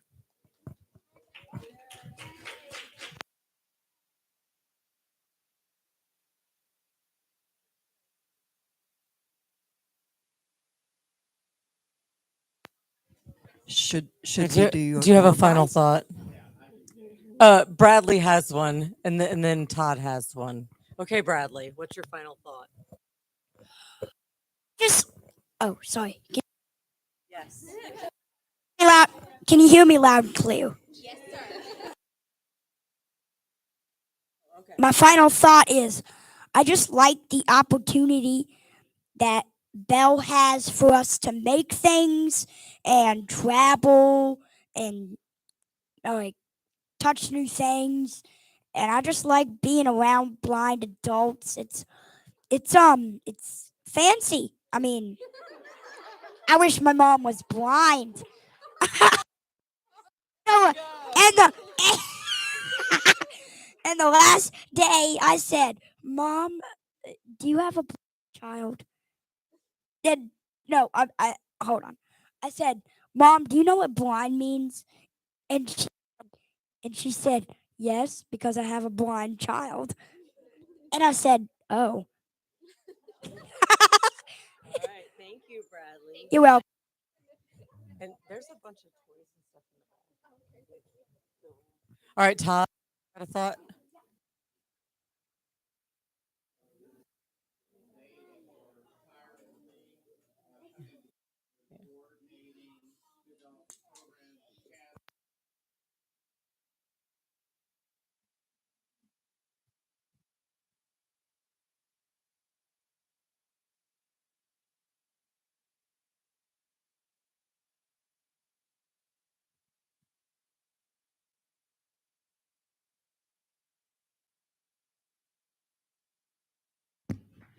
Um, and I would like to add to that, Angela, this is your second year coordinating. And I appreciate you very much as I no longer have to be the coordinator. And it is a lot of work. And I appreciate these guys most of all because they're all volunteers. The teachers are volunteers, the coordinator is a volunteer, the volunteers are volunteers. And we couldn't do it without such strong support in our state. So thank you guys so much. I think it deserves a door prize. How about a door prize? Thank This you. Sounds good. We have an amazing colander that I would love to have with a mug and a necklace. Very heavy duty. It's amazing. It's So whoever gets it, Karen wants it. right. Okay. And let's see.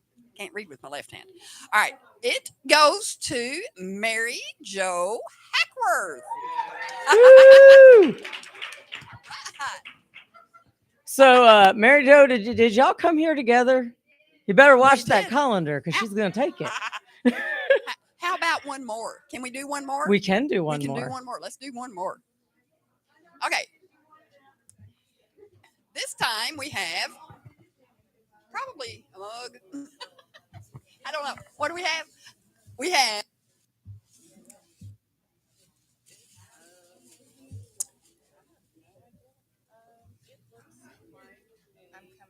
I would just like to say this is y'all's first year as the door prize team, and I kind of like it. I think you guys are a great team. I agree. It might become your job. Shh. It's a tote, a necklace, and a charger. And multi-port charging hub. Multi-port charging hub. And it goes to, if they are here, Catherine QUA. Aqua. Oh, Aqua. Catherine's right here at the front. Woo, Catherine! All right, good job. Anne Marie, I bet you're going to end up with a charging hub. I'm just saying. Oh, okay. Well, maybe your mom can have it after all. All right. Does anybody know if Peggy is in the room? She is not? Okay. All right.